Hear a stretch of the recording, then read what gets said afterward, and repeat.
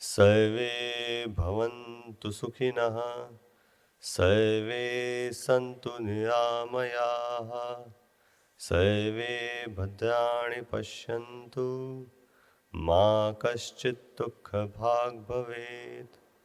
ओम शांति शांति शांति।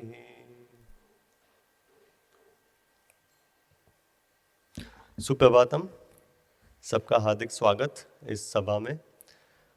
तो आपको विदित ही है कि हम कार्यशालाएं करते रहते हैं हर महीने, कभी कभी महीने में 2-2 बार, और अलग अलग विषय पे करते हैं। सर्वांगीय विकास हो सके बच्चों का, इसी कारण। तो मैं ना कोई डॉक्टर हूँ, तो ये पूरा जो विषय है वो हेल्थ पे है, आपके बच्चे के संपूर्ण स्वास्थ्य के लिए। लेकिन इस कार्यशाला में मैं सिर्फ थोड़ा इंट्रोडक्शन पहले दूंगा, पूर्व भूमिका एक हमारे समक्ष हो तो समझ में आएगा कि हम ये क्यों कर रहे हैं। तो मैं आपको एक प्रायोगिक पक्ष बताता हूँ जो हम प्रतिदिन बच्चों को देखते हैं। उसमें हमने क्या देखा है कि कभी कभी बच्चे चंचल होते हैं या थके होते हैं, ध्यान नहीं दे सकते हैं, मस्ती करते हैं कुछ अधिक ही। तो हमेशा मानसिक समस्या नहीं होती है, या हमेशा हम डांट के या अपना अनुशासन लागू करके उनको अनुशासन में नहीं ला सकते, उनका ध्यान केंद्रित नहीं कर सकते, क्योंकि समस्या कुछ और होती है ना। अगर हमें कुछ समस्या का समाधान लाना है तो पहले हमें समस्या समझनी पड़ेगी। अगर समस्या शारीरिक है, स्वास्थ्य के ऊपर है, तो हम उसके मानसिक इलाज या अनुशासन थोप के उनका ध्यान केंद्रित नहीं कर सकते कक्षा में। तो ये हमने बहुत देखा है कि कभी कभी बच्चे की नींद पूरी नहीं होती है। एक सरल समस्या है तो उसका सरल उपाय होता है। तो इस पे भी हमने पूरी कार्यशाला की थी, है ना। नींद कैसी होनी चाहिए, तामसिक, राजसिक, सात्विक, सब वो भी हमने कवर किया था। तो ये जो है कार्यशाला, इस पे आयुर्वेद खास करके जो पंचम वेद है, तो 4 वेद है हमारे, ये इसको पंचम वेद कहा जाता है। इतना महत्वपूर्ण है आयुर्वेद हमारी आयु के लिए, हमारे स्वास्थ्य के लिए, और पूर्ण स्वास्थ्य के लिए, संपूर्ण स्वास्थ्य के लिए, पूर्ण विकास के लिए। और यही हम चाहते हैं शारदा बाबा में कि बच्चे आए तो पहले तो उनका शरीर स्वस्थ हो, मन स्वस्थ हो, फिर वो ध्यान दे सकेंगे कि आप क्या, जो भी हम पढ़ाते हैं वो बौद्धिक स्तर पे पढ़ाते हैं। तो अगर शरीर ही अस्वस्थ होगा, मन अस्वस्थ होगा, तो कैसे बच्चे ध्यान दे पाएंगे। और ये जो भी यहाँ कहा जाएगा ये सब पे लागू होता है ना, ऐसा नहीं है कि बच्चों के लिए ये सिर्फ, ये मनुष्य शरीर है। और शास्त्रों में लिखा गया है कि ये मनुष्य शरीर जो है, शरीरम आद्यम खलु धर्म साधनम, कि ये प्रथम साधन है धर्म के लिए। तो अगर शारदा बाबा का प्रयोजन है कि धर्म, अर्थ, काम, मोक्ष चारों की प्राप्ति हो, तो धर्म के लिए पहला साधन है शरीर। अगर आप अस्वस्थ हो गए तो क्या कर पाओगे, कुछ नहीं कर पाओगे ना। तो इसीलिए हमारा सौभाग्य है कि हमारे कैंपस के भीतर ही आयुर्वेदिक केंद्र है, पंचकर्म केंद्र है, जहाँ डॉक्टर राखी ठक्कर जी सेवारत है। पिछले 20 सालों से वो आश्रम में स्थित है, सेवा दे रही है। पहले क्लिनिक चलाते थे यहाँ गांव में, कई गांवों में उन्होंने सेवा की। मोबाइल क्लिनिक थी, तो जा जाके उन्होंने दवाई दी रोगियों को, लेकिन साथ साथ उन्होंने हेल्थ अवेयरनेस, ये ज्ञान दिया कि आप अपने आप को कैसे आप स्वस्थ बना सकते हो, डॉक्टर से मुक्त कैसे हो सकते हो। तो ये डॉक्टर्स ज़्यादा तो नहीं करते ना, क्योंकि वो तो चाहते हैं कि आप बार बार आओ हमारे पास दवाई लेने। लेकिन ये ज्ञान देते देते और फिर उन्होंने खुद अपना आयुर्वेद का अध्ययन किया, और आज आयुर्वेदिक केंद्र जो है यहाँ पंचकर्म केंद्र, वो उनके संचालक है। और प्रतिदिन मरीज आते हैं, पेशेंट्स आते हैं, रोगी आते हैं, साथ साथ जो हमारे बच्चे शारदा बाबा के हैं, या तो विद्यालय, संस्कृत विद्यालय के बच्चे हैं, यहाँ जो स्टाफ है, सभी आते हैं अपने स्वास्थ्य के लिए। यहाँ जो पंचकर्म केंद्र है वहाँ सभी प्रकार के लोग आते हैं। कभी कभी शहर से आते हैं लोग, ज़्यादातर शहर से आते हैं जो पेशेंट्स होते हैं। तो उनको देखते देखते उनके साथ संवाद करते हैं, और अपना अध्ययन और गहन रूप से करते करते उन्होंने कुछ मूल बातें का शोध किया है, हमारे समक्ष रखेंगे कि इन मूल बातों पे अगर हम ध्यान देंगे अपने आप के लिए भी और बच्चों के लिए भी, तो बहुत आपको एक परिवर्तन दिखाई देगा अपने बच्चों के व्यवहार में, उनके एकेडमिक मतलब बौद्धिक स्तर पे भी, एकेडमिक रिपोर्ट पे भी आप देखोगे कि कितना वो ध्यान दे सकते हैं। तो अधिक समय ना लेते हुए मैं उनको आमंत्रित करता हूँ कि आए और हमारे समक्ष वो बिंदु रखे। कहीं और जाओगे तो इसके बहुत पैसे लगेंगे, तो यहाँ तो आपको ऐसे ही मिल रहा है। हमने सुना कि पेशेंट्स आते हैं शहरों से ही नहीं, विदेश से भी बहुत पेशेंट्स आते हैं, और ये देखा जाता है कि जो विदेश से आते हैं उनको ज़्यादा इसमें रुचि होती है। वो आते ही कहते हैं कि डॉक्टर आप बताइए, मेरा इज़ माई वाता आउट ऑफ बैलेंस और पिता आउट ऑफ बैलेंस और कफा आउट ऑफ बैलेंस। उनको पता है कि वात पित्त कफ क्या है, पूछते हैं मेरी नाड़ी में क्या बताता है। और यहीं हम भारत में देखें तो अगर पूछें कि वात पित्त कफ क्या है, अगर उनके घर में कोई वैद्य होगा तो शायद बता पाएगा, नहीं तो हमें इसका ज्ञान नहीं होता। मुझे स्वयं ही नहीं था, डॉक्टर होकर एमडी पीडियाट्रिक्स कर मुझे इसका कुछ भी ज्ञान नहीं था।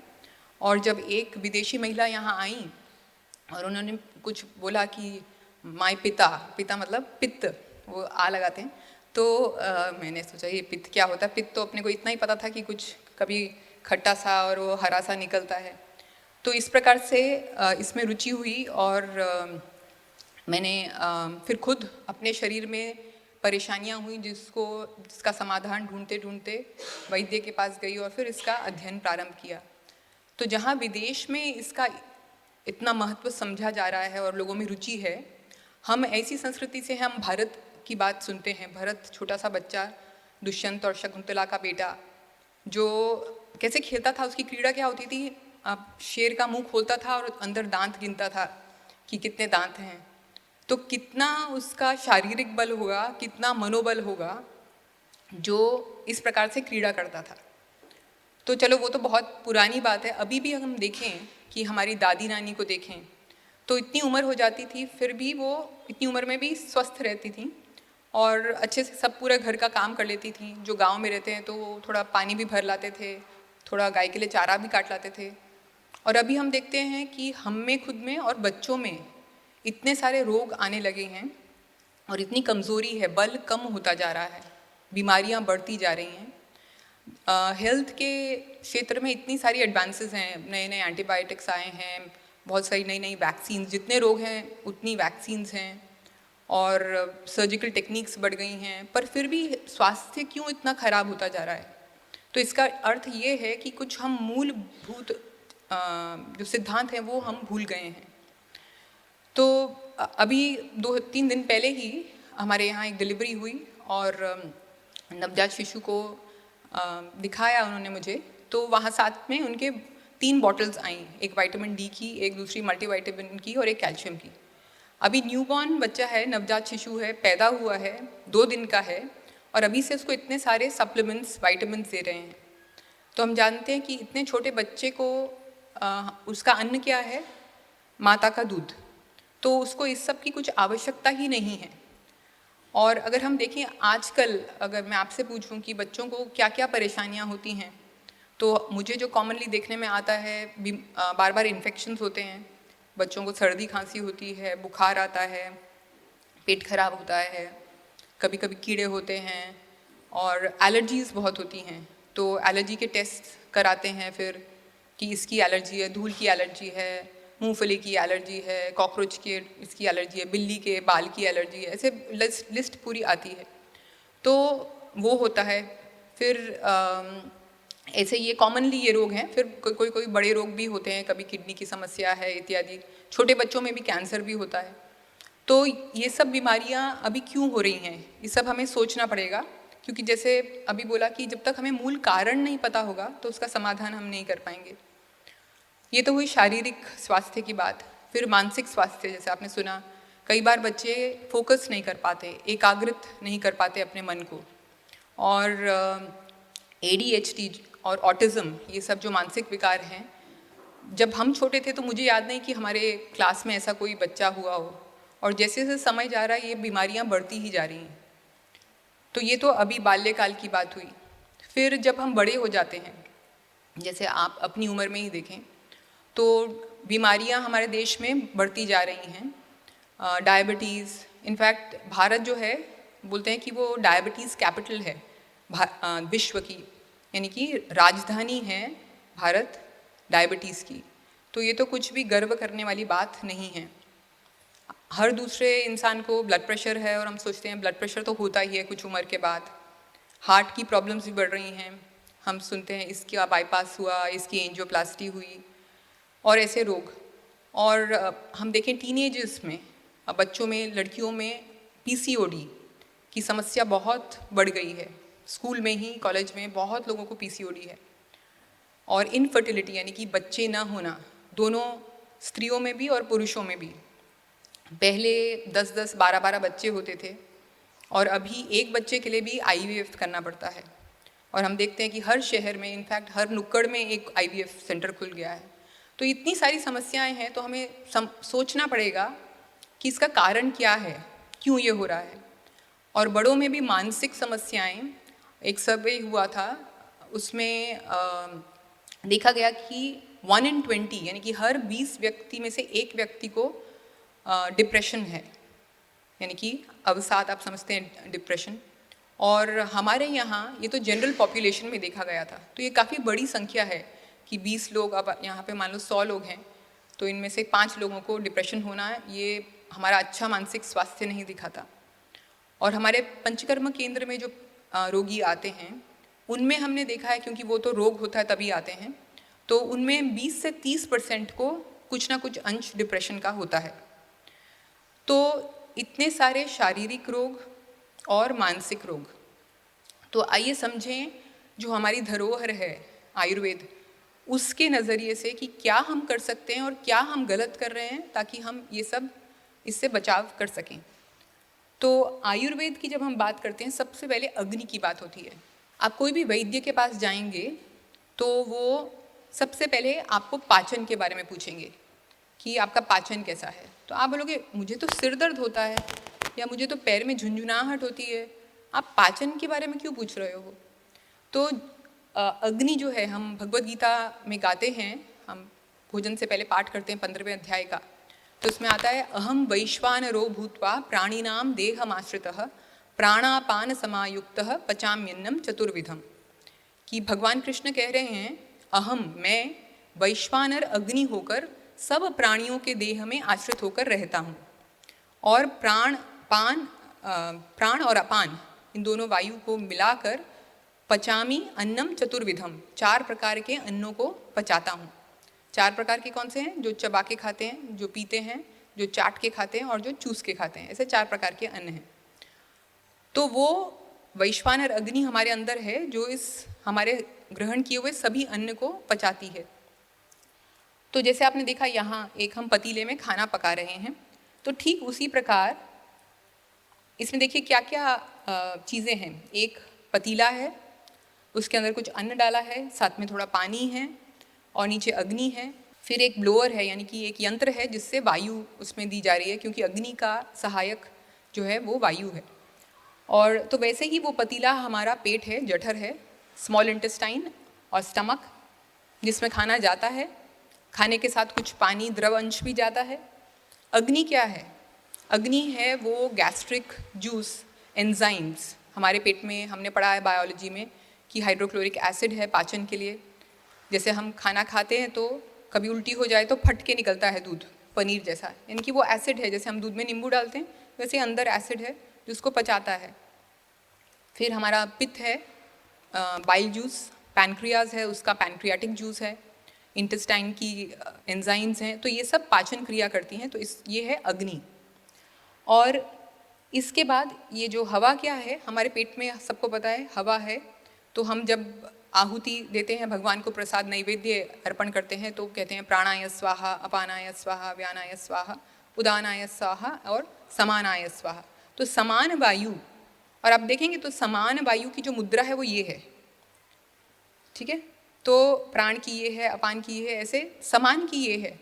तो ऐसे हम खाना खाते हैं समान वायु से। और समान वायु कहाँ है? हमारे नाभि में, पेट में।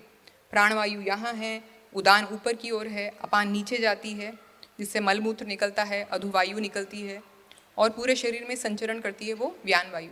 तो समान वायु जो है वो नाभि में रहती है, वो ये ब्लोअर का काम करती है।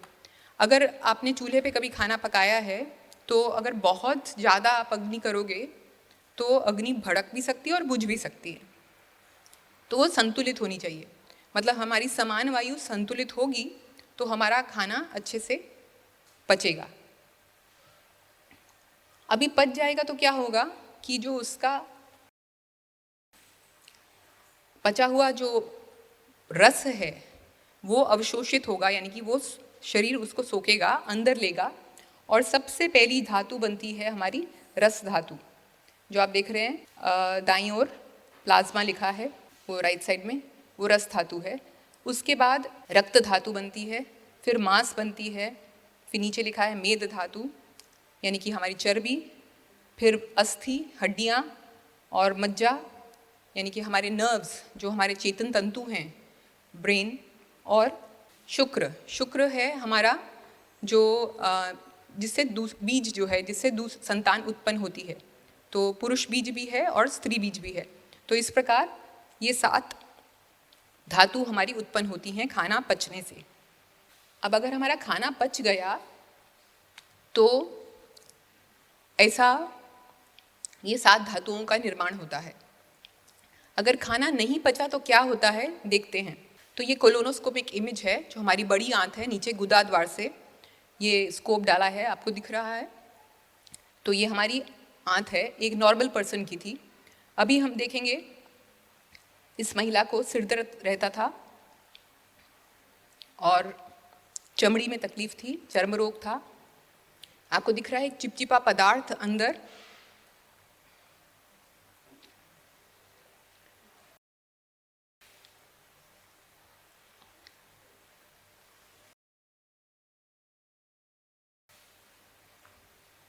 ये एक और व्यक्ति हैं जिनको मोटापा था, डायबिटीज़ था, जोड़ों का दर्द। आपको कीड़े दिख रहे हैं अंदर।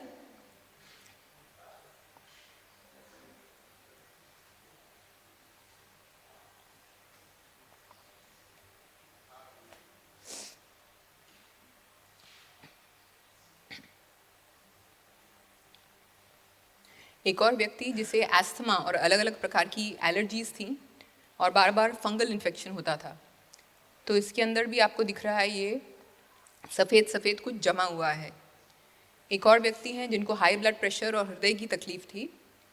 तो आप देख रहे हैं गांठी सी बनी हुई हैं आंतों के अंदर, जिसे पॉलिप्स कहते हैं। और फिर अंत में कैंसर का रोग, इस महिला को स्तन कैंसर था। आप देख रहे हैं काला काला जमा हुआ आंतों में। उन्हें क्रॉनिक कॉन्स्टिपेशन यानी कि कब्ज़ की तकलीफ थी, बहुत सालों से पेट ठीक से साफ नहीं होता था। और एक और महिला जो 65 वर्ष की हैं, तो उनको भी कॉन्स्टिपेशन कब्ज़ था। और आप देख रहे हैं इस पर तो आंत दिख ही नहीं रही, पूरा काला जैसे कोलटार होता है, रोड बनाते हैं, ऐसा जमा हुआ है। तो हमने देखा कि बीमारियां अलग अलग थीं, लेकिन सभी की आंत में कोई ना कोई तकलीफ थी। कोई भी आके ये नहीं बोला कि मुझे पेट में तकलीफ है, मेरा पाचन खराब है, या मेरी आप आंतें ठीक करो। सब ने कहा मुझे कैंसर है, मुझे एलर्जी है, मुझे डायबिटीज़ है, मुझे ब्लड प्रेशर है, इत्यादि इत्यादि। तो जैसे मैंने बताया कि पहले हम खाना पकाते हैं, तो खाना पकाते हैं तो हमारी अग्नि ठीक होनी चाहिए। अगर अग्नि मंद है, आपके चूल्हे में अग्नि नहीं है या बहुत मंद है और आपने कुछ चढ़ाया पकाने के लिए, तो वो पकेगा? नहीं पकेगा। लेकिन थोड़ी थोड़ी अग्नि है तो वो सुलग रही है, तो जो चीज़ 1 घंटे में पकनी चाहिए 2 घंटा, 4 घंटा, 24 घंटा भी हो जाएगा तो पूरी तरह से वो चीज़ पकेगी नहीं। थोड़ी आधी कच्ची पकी पकेगी और फिर वो सड़ने लगेगी, फर्मेंटेशन होगा, यानी कि वो खट्टा हो जाएगा, उसमें बास आएगी, उसमें हवा मतलब गैस बनेगी, बुलबुले दिखेंगे, और उस खटास के कारण उसमें अनेक प्रकार के कीटाणु आएंगे। आप देखते हो कभी खाना पड़ा रह जाता है तो अगले दिन वो फर्मेंट होता है तो खट्टा हो जाता है, उसमें फंगस भी लग जाती है। तो ये जो एक अम्ल पदार्थ है, ये जो विष उत्पन्न हुआ है, वो जीवाणुओं का बहुत अच्छा घर होता है।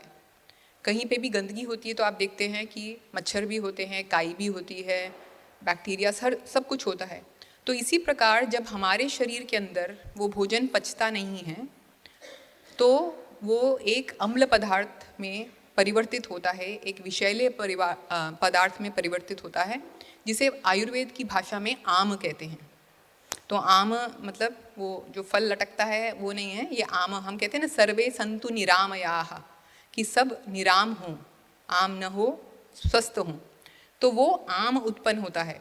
तो आपने देखा कि अलग अलग कोलोनोस्कोपी, अलग अलग पेशेंट्स में वो आम का रंग अलग अलग था, किसी में सफ़ेद था, किसी में थोड़ा पीला था, अंत में आपने देखा काला था। तो हमारे अंदर किसका असंतुलन है, ज़्यादा पित्त है, वात है या कफ है, उसके अनुसार वो आम उसके साथ मिलकर अलग अलग प्रकार का आम बनेगा, यानी कि साम कफ, साम पित्त और साम वात। तो ऐसे अलग अलग प्रकार के रोग होंगे और हमारे अलग अलग अंगों में वो जमेगा तो अलग अलग रोग करेगा। तो देखते हैं वो कैसा होता है। तो आपने देखा कि जब ये हमारे आंत में बनता कहाँ है, हमारी आंतों में बनता है, जठराग्नि के मंद होने के कारण, क्योंकि हमने उतना खाया है जितनी हमारी अग्नि पचा नहीं सकती। इससे होता क्या है, अपच होता है। और अपच के लक्षण क्या हैं? तो पहला जैसे दिखाया गया है, पेट पे हाथ रखा है उसने, पेट में पेट फूलता है। ये सभी को अनुभव होगा, आपको भी अनुभव होगा। कभी खा लेते हैं, जितना हम पचा नहीं सकते उससे अधिक खा लेते हैं तो पेट फूला हुआ लगता है, क्योंकि वो गैस से भर गया है। फिर जलन होती है और उसके बाद पेट में दर्द होता है, गुड़गुड़ आवाज़ आती है। उसके बाद उल्टी करने का मन करता है। कई बार बच्चे हमें बताते हैं कि हमें दूध नहीं पीना अच्छा लगता, मम्मी बोलती कि दूध पियो, और मैं दूध पीता हूँ तो मुझे फिर उल्टी लगती है। क्यों ऐसा होता है? क्योंकि उसे दूध पचता नहीं है। ठीक है, और अगर दूध पचेगा नहीं तो वो इस प्रकार से कोई भी चीज़ आपको पच जाएगी, तो ऐसे कोई भी लक्षण आपको नहीं होंगे। पेट में हल्का लगेगा, अच्छा लगेगा, स्फूर्ति लगेगी। लेकिन आपको कोई चीज़ खाने के बाद अगर जी मचला रहा है या पेट में भारी लग रहा है, गुड़गुड़ हो रहा है, इसका अर्थ है कि आपने वो चीज़ पचाई नहीं है। लेकिन हम कहते हैं कि नहीं, दूध पियो, दूध तो बहुत अच्छा है, दूध से हड्डी मजबूत होती है। पर अगर उसे पचेगा ही नहीं तो क्या बनेगा उस दूध का? आम बनेगा, है ना। आम नहीं चाहिए हमें, हमें वो सब धातुओं का निर्माण करना है, उसका रस, रक्त, मांस, मेद, अस्थि, मज्जा, शुक्र का। और फिर कभी कभी तो शरीर उल्टी कर ही देता है, क्योंकि शरीर जो है वो बहुत इंटेलिजेंट है। उसे मालूम है, भगवान की रचना ऐसी है प्रकृति की कि शरीर को मालूम है क्या चीज़ हमारे लिए अच्छी है, क्या नहीं है। तो विष को हम अंदर नहीं रखना चाहते, शरीर अंदर नहीं रखना चाहता, तो स्वाभाविक रूप से उल्टी हो जाती है। और लेकिन हम उसको कुछ गोली दे देते हैं, उल्टी नहीं, नहीं उल्टी नहीं करना, ये गोली खाओ, उल्टी नहीं, तो वो विष को हम अंदर रखते हैं। और फिर उसकी गति जो है, जो कोष्ठ से बाहर या तो ऊपर से या नीचे से निकल सकता था विष, और फिर ठीक हो जाता, अब वो हमारे सब धातुओं में चला जाएगा, हमारे लिवर में जाएगा, हमारे रक्त में जाकर लंग्स में जाएगा, किडनी में जाएगा, मस्तिष्क में जाएगा। फिर नीचे से कभी कभी ऐसे अपान वायु निकलती है, फिर गुड़गुड़ आवाज़ें आती हैं पेट में। फिर टॉयलेट में बहुत देर तक बैठे रहते हैं। कई माता पिता कहते हैं ये तो बहुत देर बैठता है टॉयलेट में, बैठा ही रहता है बच्चा, आधा घंटा बैठा रहता है। अगर वो मोबाइल ले जाता है तो हो सकता है कि उस कारण से वो बैठता हो, लेकिन अगर मोबाइल नहीं ले जाता और फिर भी ऐसा आधा पौना घंटा बैठा रहता है तो उसका मतलब क्या है? उसका मतलब है कि वो मल आसानी से निकल नहीं रहा है। तो जो मल है कई बार तो बहुत सख्त हो जाता है, ग्रथित, मतलब ऐसे गांठें बन जाती हैं, तो इसलिए नहीं निकलता। पर अधिकांश में हम देखते हैं कि मल जो है वो नरम होता है, सॉफ्ट होता है, फिर भी निकलता नहीं है। तो जैसे मैंने बोला, ये सब पाचन की क्रिया है ना, जैसे हम किचन में करते हैं। आपने चीला बनाया होगा, डोसा, आप आटा लगाते हैं, उसका घोल, और पक जाता है तो आप उसको ऐसा करते हैं तो आराम से वो निकल आता है, अगर वो पक गया है तो। अगर कच्चा है तो आप उसको ऐसे ऐसे निकालेंगे, निकलेगा ही नहीं, चिपक जाता है, और फिर ऐसा हलवा सा टूट टूट के निकलता है। तो वैसे ही हमारा मल जो है, जो आपने आम देखा, वो आंतों में चिपका हुआ होता है। तो वो जब बच्चा या बड़ा टॉयलेट में जाएगा तो वो उसको बैठना पड़ेगा। वो मल सख्त नहीं है, नरम है, लेकिन चिपचिपा है। तो ये आम कैसा होता है? ये ठंडा होता है, भारी होता है और चिपचिपा होता है, तो हर जगह वो चिपक जाता है। तो इसलिए वो निकलता नहीं है, बहुत देर तक बैठना पड़ता है। फिर कई बार आपने देखा ऐसा डायरिया जैसा लूज मोशन भी हो जाता है, क्योंकि वो तो विष है, शरीर उसको बाहर निकालना चाहता है। कई बार ऐसा होता है कि आपने बच्चे को सुबह तैयार किया और फिर सुबह थोड़ा बहुत वो टॉयलेट जाके आया, फिर नाश्ता खाया, फिर बोलता मम्मी मुझे फिर से टॉयलेट लगी है, वो फिर टॉयलेट जाता है। तो एक बार में क्यों ठीक से साफ नहीं हुआ, फिर शायद स्कूल में आके एक तीसरी बार फिर जाता है, फिर घर आके फिर शायद एक बार जाता है। तो ये जो बार बार जाना पड़ रहा है, यानी कि जैसे वो चीला है वो एक बार में आसानी से नहीं पलटा, वो बार बार टुकड़ों में निकल रहा है, वो चिपचिपा है, उसमें आम है, इसलिए वो एक बार में नहीं निकल रहा है। उसके बाद मुंह में खराब टेस्ट और मुंह में खराब बदबू। कई बच्चों के मुंह से और पसीने से भी एक खराब बदबू आती है, या मल में भी बदबू आती है। मल जो है, अगर आप स्वस्थ हैं और आपका पाचन अच्छा है तो आपके मल में कभी बदबू नहीं आएगी। आप टॉयलेट से जाके आएंगे तो ऐसा नहीं होगा कि दूसरा जो व्यक्ति जाएगा ऐसा नहीं कहेगा छी छी छी कितनी बदबू आ रही है। वो जा सकता है आराम से, आपने फ्लश कर दिया है तो दुर्गंध नहीं होगी।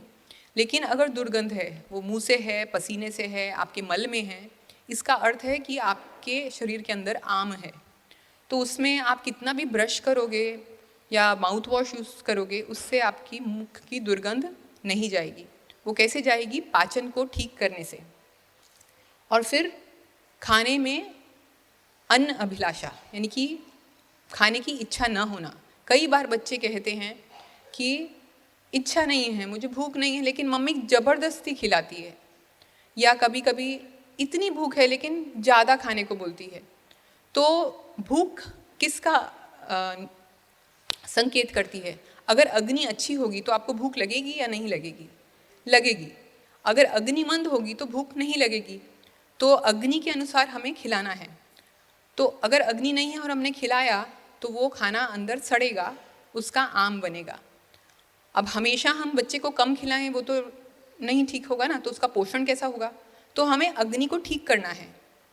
तो औषधि लेकर अग्नि को ठीक करना है, रीसेट करना है। अग्नि अच्छी है, अब हम खिला सकते हैं। लेकिन मंद अग्नि की स्थिति में अगर हम उसे खिलाएंगे तो वो रोग ही देगा, हमारे धातुओं का पोषण नहीं करेगा।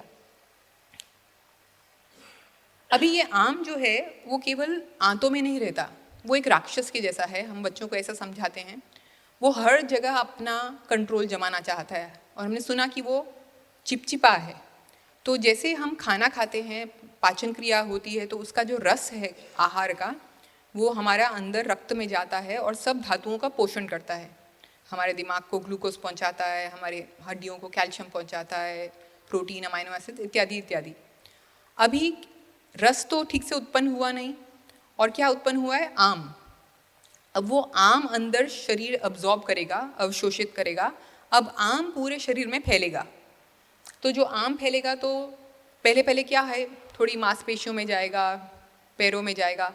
तो सुबह बच्चा उठेगा तो क्या बोलेगा? मेरे को दुख रहा है मम्मा, नहीं उठना है, पैर दुख रहा है मेरा। और फिर थोड़ा चलेगा, नहा लेगा, सूर्य उगेगा, फिर वो ठीक हो जाएगा, फिर दिन में खेलेगा। फिर कभी सो जाएगा, फिर उठेगा, फिर बोलेगा दर्द कर रहा है। सुबह उठेगा, नाक बंद होगा, छींकें आएंगी, आँख के आसपास थोड़ी थोड़ी स्वेलिंग होगी, सूजन होगी, और फिर थोड़े समय बाद ठीक हो जाएगा। अगर ज़्यादा आम होगा तो पूरे दिन भर रहेगा, ठीक नहीं होगा। फिर थकान अनुभव करेगा बच्चा, इच्छा नहीं है कुछ करने की, मन नहीं कर रहा, तो उसका बल भी कम होगा। और फिर चर्म रोग, कभी तो मुंह पे कुछ फोड़ी आ जाएगी, हाथों में कुछ फोड़े फुंसी, कभी सिर में डैंड्रफ। अब आप उसको एंटी डैंड्रफ शैम्पू लगाएंगे, इसके ऊपर ऑइंटमेंट लगाएंगे, लेकिन वो आ कहाँ से रहा है? हमारे पाचन से। अपच के कारण ये हुआ है, तो उसे हमें ठीक करना है। अभी भी आपने ध्यान नहीं दिया तो क्या होगा कि वो और अंदर के अवयवों में जाएगा, अंदर के ऑर्गन्स में, हार्ट में जाएगा। हार्ट की आर्टरीज हैं, आपको जैसे पता है कि हार्ट अटैक आता है तो वो आर्टरीज जो हैं, हार्ट की जो धमनियां हैं, उसमें कोलेस्ट्रॉल जम जाता है। तो वो कोलेस्ट्रॉल क्या है? वो आम है ना? तो वो जम जाएगा तो वहाँ ब्लॉकेज करेगा। वो एक दिन में नहीं होती ब्लॉकेज। जैसे कहीं गंदा पानी इकट्ठा होता है तो काई जमते जमते जमते वो परत मोटी होती जाती है, तो वो वैसे ही वो जमते जाएगा, फिर एक दिन हार्ट अटैक। हम देखते हैं आजकल 30 साल के लोग, 25 साल के लोग, ऐसे में भी हार्ट अटैक्स आते हैं। फिर उधर बना है डायबिटीज़। ये सेल है गोल जो आप देख रहे हैं, और उसके ऊपर जो ब्लू कलर का रेक्टेंगल है, ये है इंसुलिन का रिसेप्टर, यानी कि सेल के ऊपर जो हमारा एक ढक्कन जैसा होता है, और वहाँ पर अभी जैसे ये सेल है और ये इसका ढक्कन है। अभी इसके अंदर कुछ डालना है तो ढक्कन खोलना पड़ेगा। तो हमारे सेल के अंदर ग्लूकोज तो चाहिए, हर सेल को काम करने के लिए ग्लूकोज चाहिए। अब ग्लूकोज कैसे घुसेगा? जब ये ढक्कन खुलेगा तो ग्लूकोज अंदर जा सकता है। अब मानो ये ढक्कन चिपक गया, खुल ही नहीं रहा, तो ग्लूकोज कैसे जाएगा? नहीं जा पाएगा। तो डायबिटीज़, जो टाइप 2 डायबिटीज़ आजकल जो बहुत देखने को मिल रही है, उसमें यही है। क्या है? ग्लूकोज तो खून का बहुत ज़्यादा है, 300, 400, 500, लेकिन सेल्स में कुछ जा ही नहीं रहा। तो सेल अगर ग्लूकोज का प्रयोग नहीं कर पाएगा तो थकान लगती है इंसान को। इतना हाई ग्लूकोज है तो स्फूर्ति लगनी चाहिए, लेकिन ये चिपक गया है। तो ये किससे चिपका है? आम के कारण। आम का आवरण है उसके ऊपर। तो जब तक हम, कई पेशेंट्स को हम इंसुलिन लगाते हैं 20 यूनिट 30 यूनिट, फिर भी कुछ असर ही नहीं होता। तो इंसुलिन, चलो उसका पैनक्रियाज खराब है, हम बाहर से इंसुलिन लगा रहे हैं, उसका असर क्यों नहीं हो रहा? क्योंकि उसका रिसेप्टर, जो इंसुलिन का रिसेप्टर है, उसका रेजिस्टेंस है, मतलब कि वो खुल नहीं पा रहा। तो आप कितना भी इंसुलिन लगाओगे वो कुछ होगा नहीं। जब ये खुलेगा तो उसी व्यक्ति को हम लंघन करवाते हैं, मतलब उपवास कराते हैं, मूंग पानी पे रखते हैं, हल्के आहार पे रखते हैं, ऐसी औषधि देते हैं जिससे उसकी अग्नि अच्छी हो। तो फिर वो पिघल जाता है आम, और फिर वो खुलता है, फिर वही इंसुलिन काम करने लगता है, उसके अपने शरीर का इंसुलिन भी काम करने लगता है। फिर B12 डेफिशिएंसी। आजकल कई लोगों को विटामिन B12 की कमी हो रही है, और अधिकांश डॉक्टर्स ऐसा बोलते हैं कि शाकाहारी भोजन में B12 नहीं होता, इसलिए शाकाहारी लोगों को तो B12 लेना ही पड़ता है। तो ऐसा नहीं है। ऐसा होता तो हमारे जो पूर्वज थे, जो शाकाहारी थे, उनको क्यों नहीं होता था? B12 की कमी क्यों नहीं होती थी? इसलिए क्योंकि B12 शाकाहारी भोजन में इतना नहीं होता, ये बात सत्य है, लेकिन B12 हमारे आंतों में खुद बनता है। विटामिन B12 जो हमारे आंतों में अच्छे बैक्टीरिया होते हैं, अच्छे जीवाणु होते हैं, वो बनाते हैं। और वैसा ही वो दही में भी ऐसे अच्छे जीवाणु होते हैं, जो हम छाछ बोलते हैं कि पियो तो उससे पाचन अच्छा होगा। तो जब आम का निर्माण होता है शरीर में, तो ये जो अच्छे जीवाणु हैं वो खत्म होने लगते हैं, और इनके स्थान पर खराब जीवाणु उत्पन्न होते हैं। इसलिए वो B12 नहीं बनता है, और जो थोड़ा बहुत बनता भी है तो वो हमारा शरीर अंदर अवशोषित नहीं कर पाता। क्यों? क्योंकि इतनी बड़ी परत है उसके ऊपर आम की, इसलिए वो B12 की गोली से भी ठीक नहीं होता, और फिर इंजेक्शन लगाना पड़ता है। ये आम फिर हमारे छाती में जाएगा तो ब्रोंकाइटिस करेगा, बार बार खांसी करेगा। पेट में आप देख रहे हैं गर्भाशय में जाएगा तो PCOD की बीमारी करेगा, फाइब्रॉइड्स करेगा। फिर लिवर में जाएगा तो फैटी लिवर करेगा। वज़न कभी बहुत बढ़ता है, कभी बढ़ता ही नहीं है, दोनों प्रकार की हमें समस्याएं दिखती हैं। फिर कभी जोड़ों में जाता है तो जोड़ों का दर्द होता है, यूरिक एसिड बढ़ता है। थायराइड की समस्या ये बहुत बढ़ती जा रही है, तो ये भी मंद अग्नि का ही रोग है। और डिप्रेशन। तो अभी देखते हैं कि हम कैसे बता सकते हैं कि हमारे अंदर या हमारे बच्चे के शरीर में आम है या नहीं। तो हम खुद बता सकते हैं, हमें कोलोनोस्कोप की आवश्यकता नहीं है, दूरबीन से जांच नहीं करवानी, हम उस अपने आप बता सकते हैं। बहुत ही सामान्य परीक्षा है, वो है मल परीक्षा। मल मतलब हमारा जो मल है, पॉटी है। तो 3 प्रधान मल हैं हमारे शरीर में। हमारा जो आंतों का मल है, फिर हमारा मूत्र है, और पसीना। Thank you. तो हम देखेंगे कि कैसे हम इसकी परीक्षा करेंगे। Thank you. तो यहाँ मैंने 4 बॉटल्स ली हैं, इसमें पानी है। तो मैं मल लाई हूँ। मल नहीं है ये एक पकौड़ा है, घबराइए मत। तो ये हमारा टॉयलेट है, आप सोचिए कि ये टॉयलेट सीट है, इसमें पानी होता है, ठीक है। तो ऐसे तो हम कहते हैं कि इंग्लिश टॉयलेट अच्छा नहीं है, क्योंकि हम नीचे बैठे, हमने आगे बात की थी। तो लेकिन एक ही फ़ायदा है इंग्लिश टॉयलेट का कि उसमें मल परीक्षा हो जाती है, क्योंकि आयुर्वेद में लिखा है कि मल को आप एक पात्र में लेकर जल में डाल के उसकी परीक्षा कीजिए, तो वो तो अच्छा नहीं लगेगा करना, तो इसमें अपने आप मल परीक्षा हो जाती है। तो देखिए ये एक पकौड़ा है, ठीक है, मल नहीं है, पकौड़ा है। तो अच्छे से पका हुआ है पकौड़ा, तो हमने इसको पानी में डाला, ये तैर रहा है, दिख रहा है सबको तैरते हुए। तो मल अगर हमारा अच्छे से पका हुआ है, हमारा पाचन अच्छा है, तो मल ऐसे निकलेगा। कैसे निकलेगा? नंबर 4, वो केले के रूप में दिख रहा है आपको, एक केला, और क्योंकि हमारी आंत की जो आकार है उसका ऐसे ट्यूब जैसा होता है, तो वो केले के रूप में ऐसे मल निकलेगा और नरम होगा, आराम से निकलेगा। आप बैठोगे तुरंत 1 मिनट में से कम में निकल जाएगा और ऐसे टॉयलेट में तैरेगा। अभी अगर मल पका नहीं है, ठीक है, ये पूरा पका नहीं है और ये निकला, तो ये डूब गया, तो ऐसे हमारा मल डूब जाता है अगर उसमें आम होता है। और फिर एक मल है जो पक तो जाता है, लेकिन हम बच्चे कई बार खेल में लग जाते हैं कि या पानी नहीं पीते हैं, फिर समय से वो जाते नहीं हैं टॉयलेट, वेग आता है लेकिन वो उसको नज़रअंदाज करते हैं और या पानी कम पीते हैं, तो फिर ऐसा बिल्कुल कड़क हो जाता है। जैसे पकौड़ा वो बहुत देर तक अग्नि में रहा तो वो तो भी तैर रहा है और लेकिन सूख गया है और काला हो गया है। फिर ऐसा, ये तो पकौड़ा बनाने का जो आटा है वो ऐसा है। कई बार जो मल होता है ना वो बिल्कुल ही कच्चा होता है ऐसे,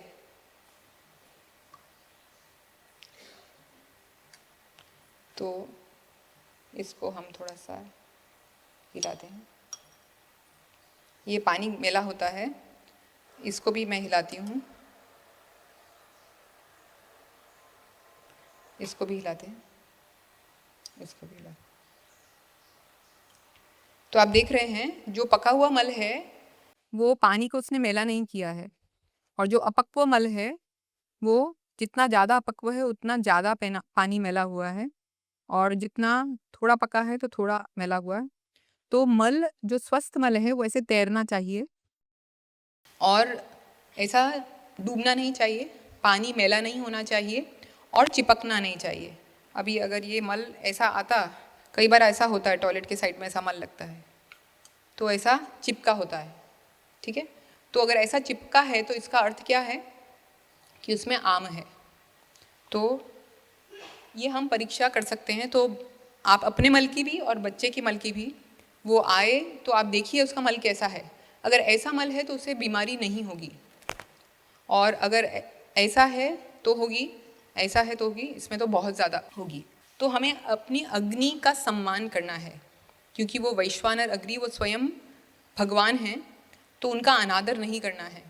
तो अग्नि जब मंद है, पहले चित्र में आप देख रहे हैं अग्नि मंद है, तो इस परिस्थिति में हम बच्चे को फोर्स करेंगे खाने के लिए, तो उसे भूख नहीं है, उसको खाने के बाद अच्छा नहीं लग रहा, उल्टी का मन कर रहा है, तो वो खाना आम बनाएगा और उसे रोक देगा। अब दूसरी परिस्थिति भी होती है कि कई बार बच्चा कहता है बहुत भूख लगी है, और हम कहते हैं नहीं अभी बैठो, अभी टाइम नहीं हुआ है। ऐसा अधिकांश कम होता है लेकिन होता है कभी कभी। तो उस समय उसे ज़रूर भोजन देना है, क्योंकि उसे भूख लगी है और उसकी अग्नि भभक रही है। आप पतीले में अगर कुछ नहीं डालेंगे, अग्नि तेज़ नीचे है और आपने पतीले को खाली छोड़ा तो क्या होगा? पतीला जलेगा। फिर भी आप नहीं डालेंगे तो वो पूरा कमरा भी जल सकता है। तो उसी प्रकार हमारा पेट तो जलेगा ही, एसिडिटी होगी, और फिर भी हम नहीं खाएंगे तो पूरा शरीर जलेगा। इसका अर्थ क्या है कि हमारे शरीर की सभी धातुएं कमज़ोर होने लगेंगी। अभी कैसे पता चलेगा कि अग्नि अच्छी है कि नहीं? सबसे पहला मार्कर या चिन्ह क्या है? भूख। भूख लगनी चाहिए, और जितनी भूख है उतना ही खाना है। भूख के अतिरिक्त कई बार मानसिक भूख होती है। कई बार हमने कुछ खाया है, अभी बच्चे को अभी हमने खाना खिला दिया, फिर वो कहीं जाता है किसी के घर, भरपेट खाना खा के गया है, लेकिन वहाँ पर उसे केक दिख जाता है, उसे अच्छा लगता है, तो पेट में तो जगह नहीं है, लेकिन पेट की भूख नहीं है, लेकिन मन की भूख उत्पन्न हो जाती है, तो फिर वो खा लेता है। तो उससे क्या होगा कि वो पचेगा नहीं। तो कैसे पता करेंगे कि शारीरिक भूख है कि केवल मन की अभिलाषा है? कोई बताना चाहेगा? तो हमारे भगवान ने हमें 2 नासिकाएं दी हैं, कान 2 दिए हैं, ठीक है, इधर का सुनेंगे उधर का सुनेंगे, आंख 2 दिए हैं, इधर देखेंगे उधर देखेंगे, पर नाक तो बीच में है, वो क्यों 2 दिए हैं? मुख तो एक ही है। और नासिकाएं 2 इसलिए हैं कि हम, अभी आप करके देख सकते हैं, अनुलोम विलोम प्राणायाम हम करते हैं तो वो बैलेंसिंग प्राणायाम है, यानी कि संतुलन लाता है। जो राइट साइड है, दाईं साइड, वो सूर्य नाड़ी है, पिंगला, और बाईं साइड चंद्र नाड़ी है, इड़ा, और बीच में सुषुम्ना। तो जो आप ऐसे करेंगे, अभी राइट बंद किया, आप कर सकते हैं, और लेफ्ट से सांस बाहर निकाला। अब लेफ्ट को बंद कीजिए और राइट से बाहर निकालिए। आपको पता चलेगा कि एक में फ्लो या जो उसका प्रवाह है, एक में ज़्यादा है, एक में कम है। तो राइट सूर्य नाड़ी है जो हमारे पाचन के साथ कनेक्टेड है। तो जब सूर्य नाड़ी तेज होगी तब हमारा पाचन अच्छा होगा, और जब चंद्र नाड़ी तेज होगी, यानी कि सांस ज़्यादा लेफ्ट साइड से निकल रहा है, तो तब हमारा पाचन इतना अच्छा नहीं होगा। और ये दिन में बदलता रहता है। आप घर जाके जब जब आपको याद आए तो आप चेक करिए, तो आप देखेंगे बदलता रहेगा। और जब आपको सच में अच्छी तेज़ भूख लगी है, जब आपकी सूर्य नाड़ी चल रही है, तब आपको सच में बहुत अच्छी भूख होती है, और तब आप कुछ खाते हैं तो उसकी पचने की संभावना बढ़ जाएगी। और तीसरा कि हमारा पेट में हमें हल्का लगना चाहिए। ऐसा नहीं कि मन तो कर रहा है खाने का, भूख लगी है, पर पेट तो भारी है, पेट में गुड़गुड़ हो रहा है। कई बार हम सुबह अच्छा सा हमने भारी नाश्ता किया, पूरी खाए, पकौड़े खाए, हलवा खाया, फिर दोपहर को वो अभी भी लगता है यहीं पड़ा हुआ है, शाम तक भी कई बार लगता है। तो उसमें हमें दूसरी बार नहीं खाना है, क्योंकि वो अभी पचा नहीं है, उसमें हम डालेंगे तो वो पचेगा नहीं, तो वो और आम निर्माण करेगा। तो हमें कैसा खाना है, ऐसे कहते हैं ना, एडवर्टिजमेंट भी आता है, भरपेट खाओ, इनो से पचाओ, और इस प्रकार के। तो ये बहुत ही एक पाश्चात्य संस्कृति है। हमारे यहाँ तो जैसे पिछली बार बात हुई थी कि वो एक दाना जो है भगवान श्री कृष्ण ने खाया था, उससे भी उनकी तृप्ति हो गई थी। तो हमारी संस्कृति हमें हमेशा कम ऐसा सिखाती है, विलास नहीं सिखाती, भोग विलास नहीं सिखाती, विलास उस परमानंद में विलास सिखाती है। तो ऐसा कहते हैं आयुर्वेद में कि हम अपने पेट के 4 हिस्से माने, तो उसमें से हमें 3 हिस्से ही भरने चाहिए, 3 हिस्से 3/4, और 1/4 जो लाल बना है वहाँ ऑरेंज कलर का, उसे खाली छोड़ना चाहिए। आप जब खाना पकाते हैं तो पतीले को ऊपर तक भरते हैं, बिल्कुल ढक्कन तक नहीं, 1/4 खाली छोड़ते हैं ताकि उसको आप हिला सकें, अच्छे से पाक क्रिया हो सके। तो वैसे ही हमें 3/4 भरना है, और उसमें 2 भाग जो हैं वो सॉलिड यानी कि ठोस आहार, जैसे चावल है, रोटी है, और 1/4 द्रव लिक्विड। तो इसमें दाल भी आ गई, छाछ आ गई, सूप, इस प्रकार की कड़ी। तो इस अनुपात में हमें खाना है, 1/4 खाली, 2 भाग सॉलिड ठोस, 1 भाग द्रव यानी लिक्विड। तो ऐसा जब हम खाएंगे तो खाना अच्छे से पकेगा। और कई बार बच्चा का हो जाता है, और जठर जो है ना हमारा स्टमक, आपको मालूम है इसका साइज़ कितना होता है? मुट्ठी के बराबर। तो अभी मेरी मुट्ठी इतनी है तो मेरा जठर इतना है, बच्चे की मुट्ठी इतनी है तो उसका जठर इतना है, कोई बड़ा व्यक्ति है, चौड़ा है, तो उसका, जिसकी मुट्ठी बड़ी है उसका जठर उतना है। और जठर में ऐसा होता है, स्टमक मसल है, उसमें कुछ बोन नहीं है, हड्डी नहीं है, तो वो थैले के जैसा है। आप उसमें जितना ठूसोगे वो फैलता जाएगा, और फिर वो उतना भी पर्याप्त नहीं होगा। ऐसे कई पेशेंट्स आते हैं जो काफ़ी मोटे होते हैं, और वो स्थौल्य के कारण उनको घुटने में तकलीफ है, हृदय की तकलीफ है, लेकिन वो नियंत्रण नहीं रख पाते अपने खाने पर। तो क्योंकि नियंत्रण नहीं रख पाते मन पर, तो वो गैस्ट्रेक्टमी नाम का ऑपरेशन करवाते हैं। उसमें क्या होता है कि जो स्टमक है उसमें उसको काट के क्लिप लगा दिया जाता है, तो कुछ भाग उसका निकाल दिया जाता है, तो स्टमक का साइज़ छोटा हो जाता है। तो अभी अगर स्टमक उसका फैल फैल के इतना हो गया था, अब वो इतना ही हो गया, तो उसमें एक कटोरी खिचड़ी से ज़्यादा जाएगा ही नहीं। उससे ज़्यादा खाएगा तो उसको दर्द होने लगेगा, पेट में तकलीफ होगी। तो वो क्योंकि मन पर नियंत्रण नहीं रख सके तो यहाँ नियंत्रण करना पड़ा। तो ऐसे कृत्रिम तरीके से अगर हम तो नहीं करना चाहिए, उससे फिर उनको बाद में विटामिन की कमी होती है, क्योंकि स्टमक में जो लाइनिंग है उससे B12 अब्जॉर्ब होता है, फिर B12 के उनको इंजेक्शन हर महीने लगाने पड़ते हैं। तो इसलिए हमें अपने स्टमक को 3/4 भरना है और अग्नि का संरक्षण करना है। तो जल जो है वो हमें थोड़ा तो चाहिए पचाने के लिए, लेकिन अगर अधिक जल डालेंगे, आप जैसे चावल पका रहे हैं तो उसका कुछ अनुपात होता है, रेशियो होता है कि 1 कटोरी में 2 कटोरी पानी। अगर चावल थोड़ा मोटा है तो थोड़ा सा ज़्यादा, लेकिन अगर आप उसमें 12 कटोरी पानी डालेंगे तो कैसा बनेगा चावल? चिपचिपा तो बनेगा लेकिन ठीक से पकेगा भी नहीं। अगर आपकी अग्नि लिमिटेड है तो उतनी देर में वो पकेगा भी नहीं, कच्चा रह जाएगा। तो वो कच्चा रहेगा। वैसे ही अगर हम खाने के साथ बहुत द्रव पदार्थ लेते हैं, बहुत पानी पीते हैं, कई बच्चों की आदत होती है कि पानी पीते रहते हैं खाने के साथ, एक निवाला खाते हैं पानी पीते हैं, तो अग्नि मंद होती जाएगी। और वो तब क्यों पानी पीते हैं? क्योंकि दिन भर उन्होंने पानी पिया नहीं है, खेल में भूल गए पानी पीना, तो तभी उनको प्यास लगती है। खाने बैठते हैं तो खाना अंदर जाता ही नहीं है। तो दिन में उनको बीच बीच में आप याद दिलाइए, खेल रहे हैं, धूप में खड़े हैं, तो पानी की थोड़ी थोड़ी आवश्यकता है, बीच बीच में उनको पानी की याद दिलाइए।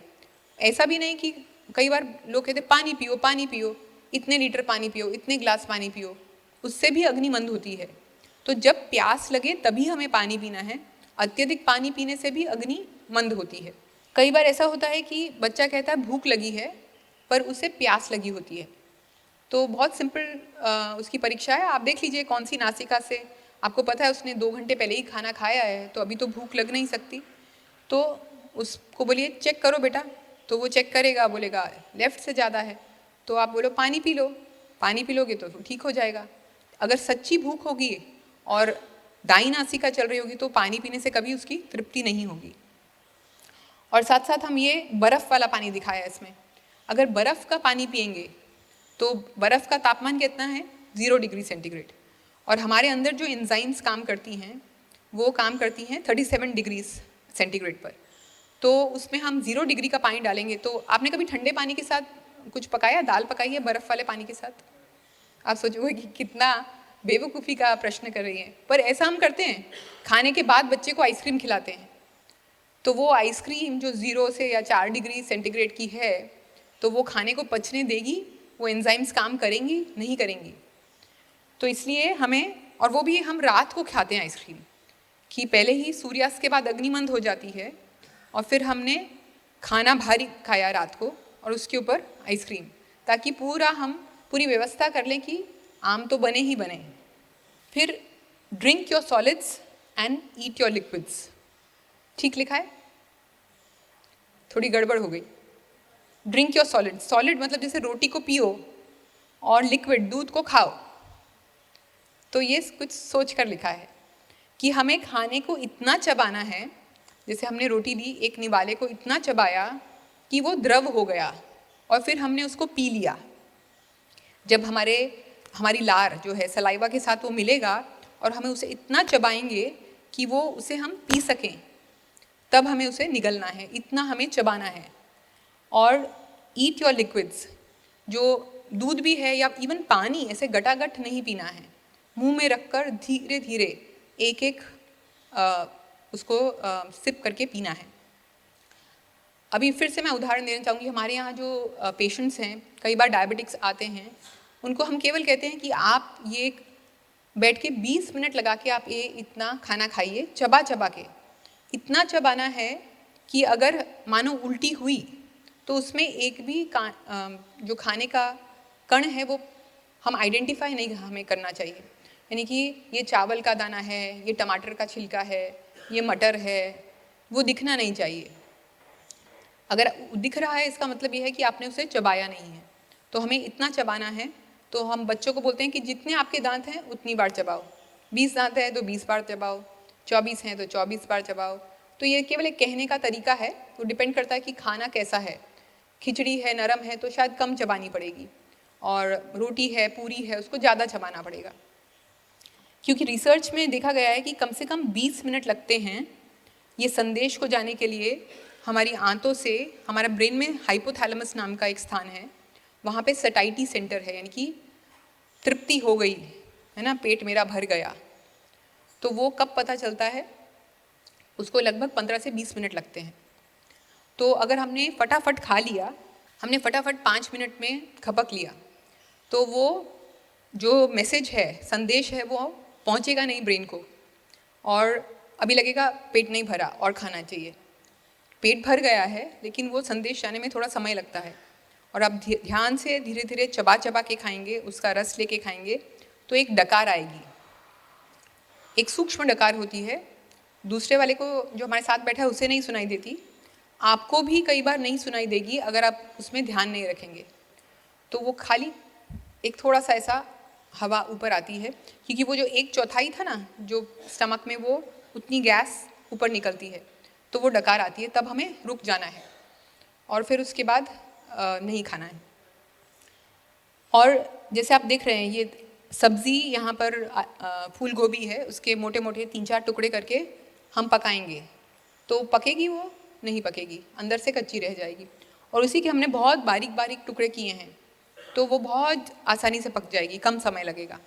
और मानो हमें उसे मिक्सी में डाल दें और थोड़ा पानी डाल के अच्छे से पीस दें, फिर पकाएं, तो वो तो बहुत जल्दी पक जाएगी। तो जितना हम चबाएंगे, न केवल उस खाद्य पदार्थ का छोटा छोटा अंश हो रहा है, पर उसके अंदर जो हमारी सलाइवा है, लार है, उसकी जो एंजाइम्स हैं, टाइलिन एंजाइम, उसके साथ मिक्स होकर जो कार्बोहाइड्रेट है, जो शर्करा है, उसका पाचन यहाँ से ही प्रारंभ हो जाता है। तो इस प्रकार हम धीरे धीरे, और कितनी बार हम बच्चे को कहते हैं चलो चलो चलो जल्दी फिनिश करो अपने खाने को, कौन फर्स्ट आएगा खाने में? तो ये फर्स्ट नहीं है, मतलब ये लास्ट वाला जो है वो एक्चुअली फर्स्ट है, क्योंकि उसने अगर चबा के नहीं खाया तो आप उसको ये सिखा रहे हैं कि बस एक निपटाना है और वो पचेगा नहीं। अब अध्यशन, ये एक आयुर्वेद में शब्द है। आप देख रहे हैं एक पतीला है, उसमें कुछ चावल उबल रहे हैं। तो मानो आपके घर में 5 लोग हैं और आपने चावल चढ़ाए और आधे पक गए, मानो 40 मिनट लगते हैं उन्हें पकने में, 15-20 मिनट हो गए, आपको फ़ोन आता है कि घर में 4 मेहमान आ रहे हैं। तो आप 1 कटोरा और चावल लेते हैं कच्चा और उसमें डाल देते हैं आधे पके हुए चावल में। ऐसा करते हैं? आप में से कितने लोग ऐसा करते हैं? नहीं करते। लेकिन हम अपने पेट के साथ ऐसा बहुत करते हैं, और बच्चे के पेट के साथ तो बहुत ज़्यादा करते हैं। तो ऐसा अगर हम करेंगे तो वो चावल कुछ तो आधा पका रहेगा और जो दूसरे डालेंगे वो और कच्चा रहेगा, फिर या पहले वाला जल जाएगा, ऐसा कुछ ना कुछ गड़बड़ तो होगी। तो वैसे ही हम, बच्चा अगर ऐसे चलते फिरते खाता है, अभी बैठ के उसने पूरा भोजन कर लिया, फिर चल के गया उधर से कुछ खाया, कभी वो नहीं भी मांगता तो माता पिता कहते हैं ये खा लो। अभी मैं ट्रेन में गई थी, तो उस दिन मेरे सामने एक माता पिता थे और बच्चा था उनका, उन्होंने पूरा खाना खाया घर से, जैसे अधिकांश यात्रा में जाते तो आलू पूरी लाते, तो वो खाया, हो गया। 1 घंटे बाद बच्चे को तो बोरियत हो रही है, तो उन्होंने क्या बोला कि अच्छा चलो बैग खोला, ये लो ये बेटा चिप्स खाओ, तो चिप्स के पैकेट दिया, मम्मा बोर हो रहा है, फिर थोड़ा ये लो बिस्किट खाओ। तो ऐसा आधे घंटे में उसको कुछ कुछ, वो उसका जो मनोरंजन है वो इस प्रकार से करते रहे। तो ये तो वो क्वालिटी टाइम नहीं है जो हमको सिखाया गया है। तो आप बच्चे के साथ बैठ के कुछ गेम खेल सकते थे ना, इंडोर गेम्स कुछ भी आप लेके आ सकते हो साथ में, उसको बाहर का दृश्य दिखा सकते हो, देखो ये कौन सा पेड़ है, ये कौन सा पर्वत है, बहुत सारी बातें होती हैं उसके बच्चे के मन के बारे में और आप जान सकते हो। लेकिन आप अपने फ़ोन में हैं और उसको आधा 1-1 घंटे में तो अध्यशन हो रहा है और उसका पूरा आम बनेगा। तो अगर हम देखें कि 3 मुख्य जो हैं फैक्टर्स या कारक हैं जिस पर हमारा स्वास्थ्य टिका है, पहला है आहार, दूसरा विहार और तीसरा मनोव्यापार। तो अभी तक तो हमने आहार की बात की, अब हम थोड़ा जाते हैं विहार की ओर। थोड़ा आहार में और देख लेते हैं। सबसे बड़ा अगर हम देखें कि आहार का आज जो एक सबसे बड़ा कारण है, एक ऐसा आहार जो सबसे अधिक आम बना रहा है वो है मैदा। हमने इस पर पहले भी चर्चा की है। तो मैदा क्या है, बनता तो गेहूं से है। आजकल का गेहूं भी बहुत दुष्कर है पचने में। पहले सभी लोग गेहूं खाते थे और उनको पच जाता था। जब से हाइब्रिड गेहूं आया है तो पचने में ये बहुत भारी है। और गेहूं ऐसा अनाज नहीं है जो रोज खाया जाता था। रोज चावल खाते थे, कभी ज्वार, बाजरा ऐसे इत्यादि खाते थे, और गेहूं कभी कभी बनता था। और अधिकांश गेहूं कहाँ बनता है, जैसे पंजाब, उत्तर प्रदेश के इलाके में जहाँ सूखा होता है और वहाँ वो उसकी पैदावार भी होती है, और वहाँ के जो क्लाइमेट है, वहाँ का वातावरण है, उसके अनुकूल होता है, तो हमें पचने में भी आसानी होती है। लेकिन ऐसे हम समुद्र तट के पास रहते हैं तो वहाँ पाचन हमारा मंद होता है और वहाँ हमारा पाचन मंद होने के कारण गेहूं भी पचना थोड़ा मुश्किल होता है। और मैदा तो बिल्कुल नहीं पचता, क्योंकि मैदा, जैसे हमने पहले भी डिस्कस किया है, कि गेहूं के जो अंदर जो चिपचिपा पदार्थ है उसका ऊपर की परत निकालने के बाद जो बनता है उससे बनता है, और उसे ब्लीच किया जाता है। तो ब्लीच करने में एक पॉइजनस वो केमिकल है, और उससे एक और पॉइजन बनता है जिसे डायोक्सिन कहते हैं। और वो डायोक्सिन हमारे पैनक्रियाज के जो सेल्स हैं जहाँ पर इंसुलिन बनता है उसे पूरा नाश कर देता है, उससे डायबिटीज़ होता है, और वो केमिकल कैंसर भी करता है।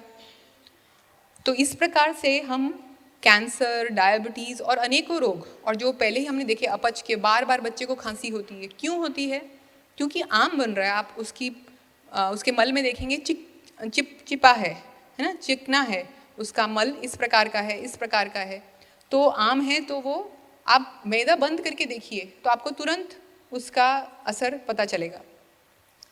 और तो ये सब जो पदार्थ हैं, बिस्किट, पाव, ब्रेड, पिज्ज़ा, इन सब में मैदा है। तो अगर हमें ऐसा कुछ बनाना है तो हमें उसे घर पर बनाना होगा। तो एक तो मैदा है इसके अंदर, और दूसरा इन सब बेकरी प्रोडक्ट्स में और एक क्या चीज़ है जो सब बेकरी प्रोडक्ट्स में डलती है? सोडा, है ना। तो सोडा जो है वो एक क्षार है ना। तो क्षार एक एल्कली, मतलब वो जैसे आप देखते हो, जैसे आप इनो या कुछ सोडा डालते हैं तो उसमें बुलबुले आते हैं, तो वो एक प्रकार का जलाता है उस चीज़ को। तो अगर कहीं आपका टेबल गंदा होगा ना किचन में, तो आप थोड़ा सोडा डाल के साफ़ करिए तो पूरा साफ़ हो जाता है। तो इस प्रकार से उसके अंदर लेखन, उसको बोलते हैं आयुर्वेद में, खुरचने की एक क्षमता है। तो आयुर्वेद में लिखा है कि अधिक क्षार के उपयोग से, तो नमक भी एक प्रकार का क्षार है, और अधिक उसके उपयोग से, खासकर सोडा तो पूरा ही क्षार है। एक तो हमारी नेत्र की ज्योति कम होती है, आईसाइट कम होती है, आजकल बहुत लोगों को चश्मा लगता है। दूसरा, हमारे बाल जल्दी सफ़ेद होते हैं। और तीसरा, हमारे जो शुक्राणु हैं या जो बीज है, स्त्री बीज और पुरुष बीज, वो भी कम होते हैं। तो जितना हम सोडा, इनो ये सब इस्तेमाल करेंगे तो वो ये सब 3 दुष्प्रभाव होंगे। फिर प्रोसेस चीज़, ये भी बहुत पचने में भारी है, और ये भारत का है भी नहीं। ये ज़्यादातर विदेश में, पाश्चात्य जगत में ज़्यादा बनाया जाता है और खाया जाता है, लेकिन हम उनका अनुकरण करके यहाँ पर खाते हैं। ये पचने में बहुत भारी है, और अधिकांश माता पिता बच्चे को इसलिए खिलाते हैं कि प्रोटीन होता है, तो प्रोटीन होगा तो जल्दी बड़ा होगा, उसकी हड्डियाँ, मसल्स मजबूत होंगी। लेकिन क्योंकि ये पचने में इतना भारी है, इसलिए ये लिवर पर बहुत लोड, भार डालता है, और इससे आम बनता है। अब उन देशों में लोग क्यों खाते हैं? क्योंकि वहाँ एक तो उनका जो क्लाइमेट है, वातावरण ऐसा ठंडा होता है, तो वहाँ जठराग्नि काफ़ी मजबूत होती है।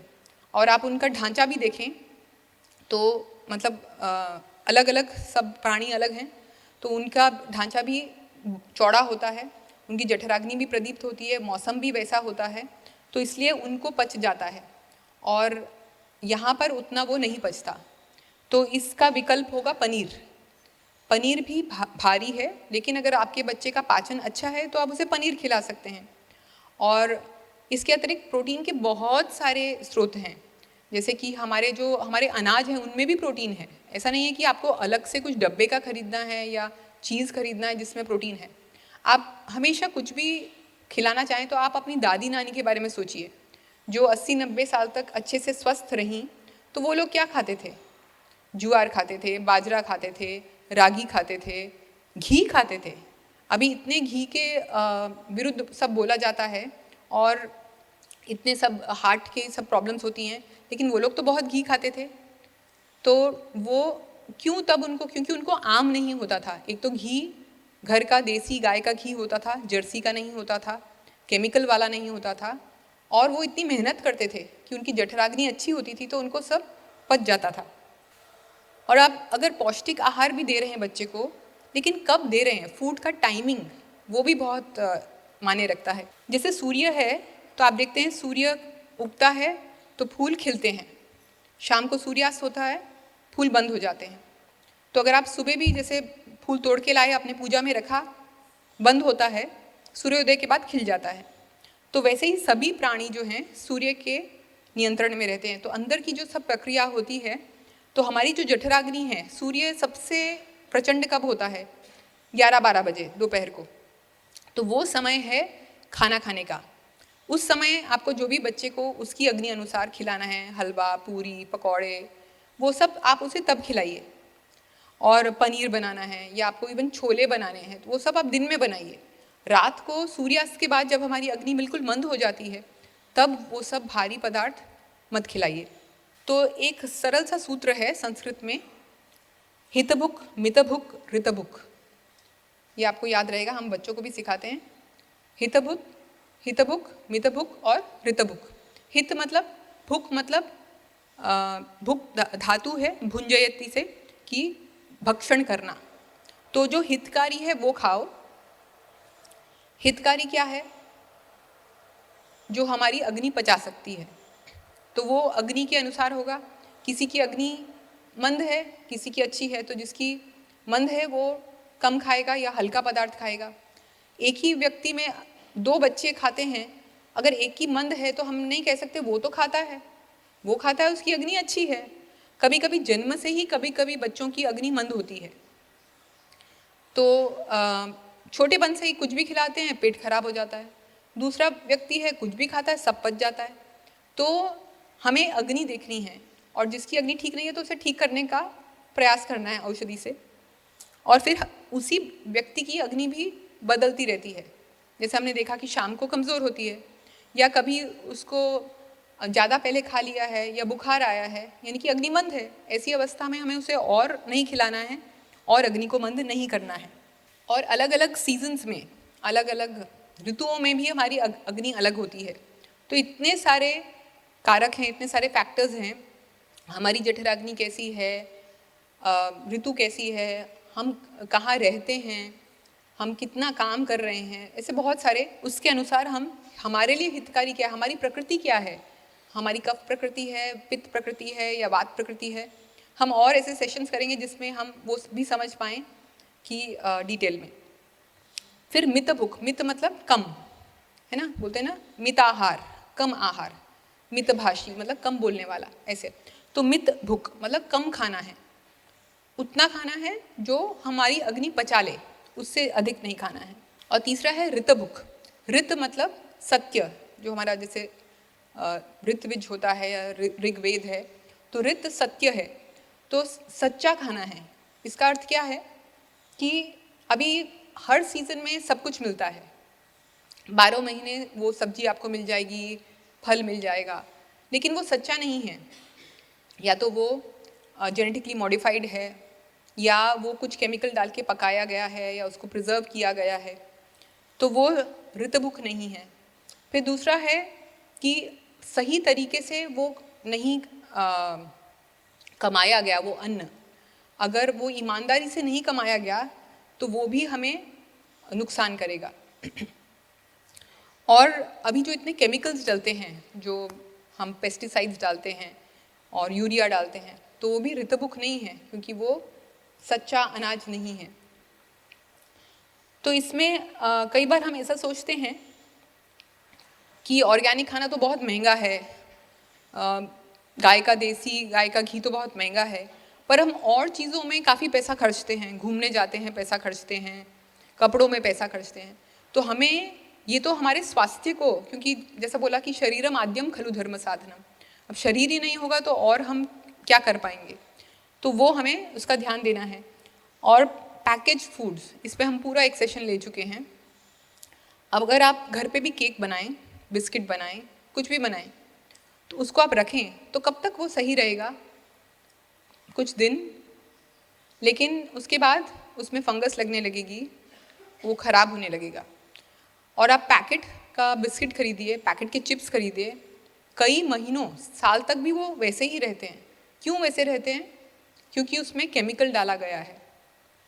केमिकल डाला गया है जिसे प्रिजर्वेटिव कहते हैं, जो हो सकता है FDA अप्रूव्ड है। FDA ऐसी एक बॉडी है जिसका अप्रूवल चाहिए होता है, उस पर स्टैंप लगा होता है FDA approved. Approved contains permitted colours and preservatives. उन्होंने तो परमिट कर दिए, पर आप अपनी बुद्धि से सोचिए कि ऐसा केमिकल जिसमें वो कुछ जीवाणु भी उत्पन्न नहीं होने दे रहा, इतना घातक केमिकल उसमें डला है। ऐसा नहीं है कि आप बच्चे को चिप्स नहीं खिला सकते, खिला सकते हैं, घर पे बना के खिलाइए, है ना। आपको वो मुरमुरे, ये जो क्या बनता है, सेव डलता है मुरमुरे के साथ, घर पे बना के खिलाइए, बाजार से मत लाइए, क्योंकि एक तो वो पामोलिन में बना होगा। पामोलिन, उसके बारे में हम पहले चर्चा कर चुके हैं, पामोलिन ऑयल के बारे में, और प्लस उसमें सब ऐसे केमिकल्स डले होंगे। तो आप ताज़ा जो भी आपको बनाना है घर पे बना के उसे आप खिला सकते हैं। अभी 2-3 दिन पहले ही एक बच्चा आया था 2 साल का, तो मैंने उसके प्रीवियस पेपर्स देखे, मैंने उसे अप्रैल में देखा था। तो उसे बार बार खांसी होती थी, और वो मैंने बोला अच्छा अप्रैल से आप आए नहीं, तो ठीक रहा बच्चा? बिल्कुल ठीक था, आपने दवाई दी थी ना, उसके बाद वो बीमार ही नहीं हुआ। तो बोला अभी कैसे बीमार हुआ फिर? तो मैंने बोला क्या खिलाया उसको? मेरा हमेशा प्रश्न 2 ही प्रश्न होते हैं कि पॉटी कैसी है और क्या खिलाया। तो सब पूछते हैं इसका तुम तीसरा प्रश्न क्यों नहीं पूछती हो, क्योंकि सब कुछ उसी से कनेक्टेड है। तो बोला क्या खिलाया? फिर वो खुद ही बोले कि अभी ना उसने वो सब बिस्किट्स खाए। मैंने बोला किसने खिलाया? नहीं, उसने खुद खा लिया। अभी 2 साल का बच्चा तो मार्केट जाके बिस्किट नहीं लाएगा। तो मैंने बोला कैसे कोई दे गया? नहीं नहीं, वो घर में ही पड़ा था ना, डब्बे में उसने देख लिया और खा लिया। डब्बे में कहाँ से आया? नहीं, वो तो हम ही लाए थे। तो अगर आप ला रहे हैं तो किस लिए ला रहे हैं? आप खुद भी खा रहे हैं। अगर खुद आप जहर खा रहे हैं, आप खुद सिगरेट पी रहे हैं और बोल रहे बच्चा सिगरेट अच्छा नहीं होता, सिगरेट नहीं पीना, आप खुद गुस्सा कर रहे हैं और बोलना बच्चे को कि गुस्सा नहीं करना, सीखेगा बच्चा? ऐसा नहीं सीखेगा। तो वो जो चीज़ खराब है वो खराब है। आप बच्चे को एक डबल मैसेज दे रहे हो कि मम्मी बोलती है फ़ोन नहीं यूज़ करना, खुद तो पूरे दिन फ़ोन पर होती है। तो इसका मतलब बच्चा या तो उसको लगेगा जो आप कह रहे हो वो सही नहीं है, या इसके लिए अलग रूल, मेरे लिए अलग रूल, ये क्या है, तो उसको वो कभी भी फॉलो करेगा नहीं। अभी कभी कभी हमारी इंटेंशन जो है, हमारा मंतव्य तो अच्छा ही होता है बच्चे के लिए, अभी हम उसे पौष्टिक सब फल खिलाना चाहते हैं। तो आप देख रहे हैं ये फ्रूट सैलड है, अलग अलग प्रकार के इसमें फल हैं, स्ट्रॉबेरी है, ग्रेप्स है, कीवी है, और ऊपर हमने डाला थोड़ा फ्रूट क्रीम। तो ऐसे पौष्टिक आहार बच्चे को देना चाहिए। हाँ या ना बोल सकते हैं आप। फ्रूट पौष्टिक आहार है, फल है ना, और ये ऑर्गेनिक ग्रेप्स हैं बिना केमिकल के, और क्रीम भी हमारे गीर गाय की दूध की फ्रेश क्रीम है। तो हम उसको फ्रूट क्रीम दे सकते हैं कि नहीं दे सकते? ठीक है, आप नहीं बताए तो मैं ही बता देती हूँ कि नहीं देना चाहिए। क्यों? क्योंकि ये विरुद्ध आहार है। तो ये आयुर्वेद का एक कॉन्सेप्ट है, विरुद्ध आहार, यानी कि 2 आहार जो स्वयं में तो बहुत पौष्टिक हैं और उसके प्रकृति के अनुसार भी उसको लागू होते हैं, लेकिन उनका संयोग यानी कि दोनों को आपने मिक्स कर दिया तो वो विरुद्ध हो जाता है। जैसे कि दूध के साथ बहुत सारी चीज़ें विरुद्ध होती हैं। ऐसी एक बहुत लंबी लिस्ट है चरक संहिता में, लेकिन जो कॉमनली सामान्य रूप से लोग गलतियां करते हैं उतना मैं आपको बता देती हूँ। दूध के साथ बहुत सारी चीज़ें विरुद्ध होती हैं। तो दूध के साथ आप फ्रूट नहीं मिला सकते। तो अगर आप मिल्क शेक बना रहे हैं फ्रूट के साथ, वो विरुद्ध आहार है। आप दूध के साथ अगर नमक मिला रहे हैं, यानी कि एक तरफ से आप पोहा खा रहे हैं फिर या पराठा खा रहे हैं फिर दूध पी रहे हैं, वो विरुद्ध आहार है। दूध के साथ आप दही नहीं खा सकते, कोई भी खट्टी चीज़ नहीं खा सकते। कई बार लोग जाते हैं या घर पे भी दावत होती है, कढ़ी भी बनाते हैं, साथ में बासुदी भी खाते हैं, तो ये विरुद्ध आहार है। और अभी जैसे शरद पूर्णिमा पर, ये पित्त की ऋतु चल रही है, तो शरद पूर्णिमा में दूध पोहा या खीर खाई जाती है। उससे पहले पितृपक्ष आया, तब श्राद्ध हुआ, तो रोज खीर खाई जाती थी और इतने सारे लोग बीमार पड़ रहे थे। तो ये तो हमारे शास्त्र में ही लिखा है कि तब खीर खानी चाहिए, तो क्यों बीमार पड़ रहे थे? क्योंकि जब खीर है तो केवल खीर ही खाई जाती है, क्योंकि खीर वो एक पूरा संपूर्ण आहार है। दूध में हम चावल डाल सकते हैं, कोई भी अनाज डाल सकते हैं, लेकिन दूध के साथ हम कढ़ी नहीं खा सकते। दूध के साथ फिर वो भारी है तो उसके साथ हमने पूरी भी खाई, फिर हमने सब्जी भी खाई, उसमें नमक भी था, तो और अत्यधिक मात्रा में उसे खाया, जितनी हमारी अग्नि पचा सकती है उससे अधिक खाया, और दूध को बहुत काढ़ते गए और हमने उसको गाढ़ा बनाया। तो जितना हम उसे गाढ़ा करेंगे उतना वो पचने में भारी हो जाएगा। तो ऐसे बहुत सारे बिंदु हैं जिनका हमें ध्यान रखना पड़ता है। तो दूध के साथ मैंने कहा फल, नमक, दही, कोई भी खट्टा पदार्थ, नॉनवेज, मछली जो लोग खाते हैं, तो मच्छी और दूध तो अधिकांश लोग जानते हैं कि अगर हम मच्छी और दूध साथ में लेंगे तो चर्म रोग हो सकते हैं।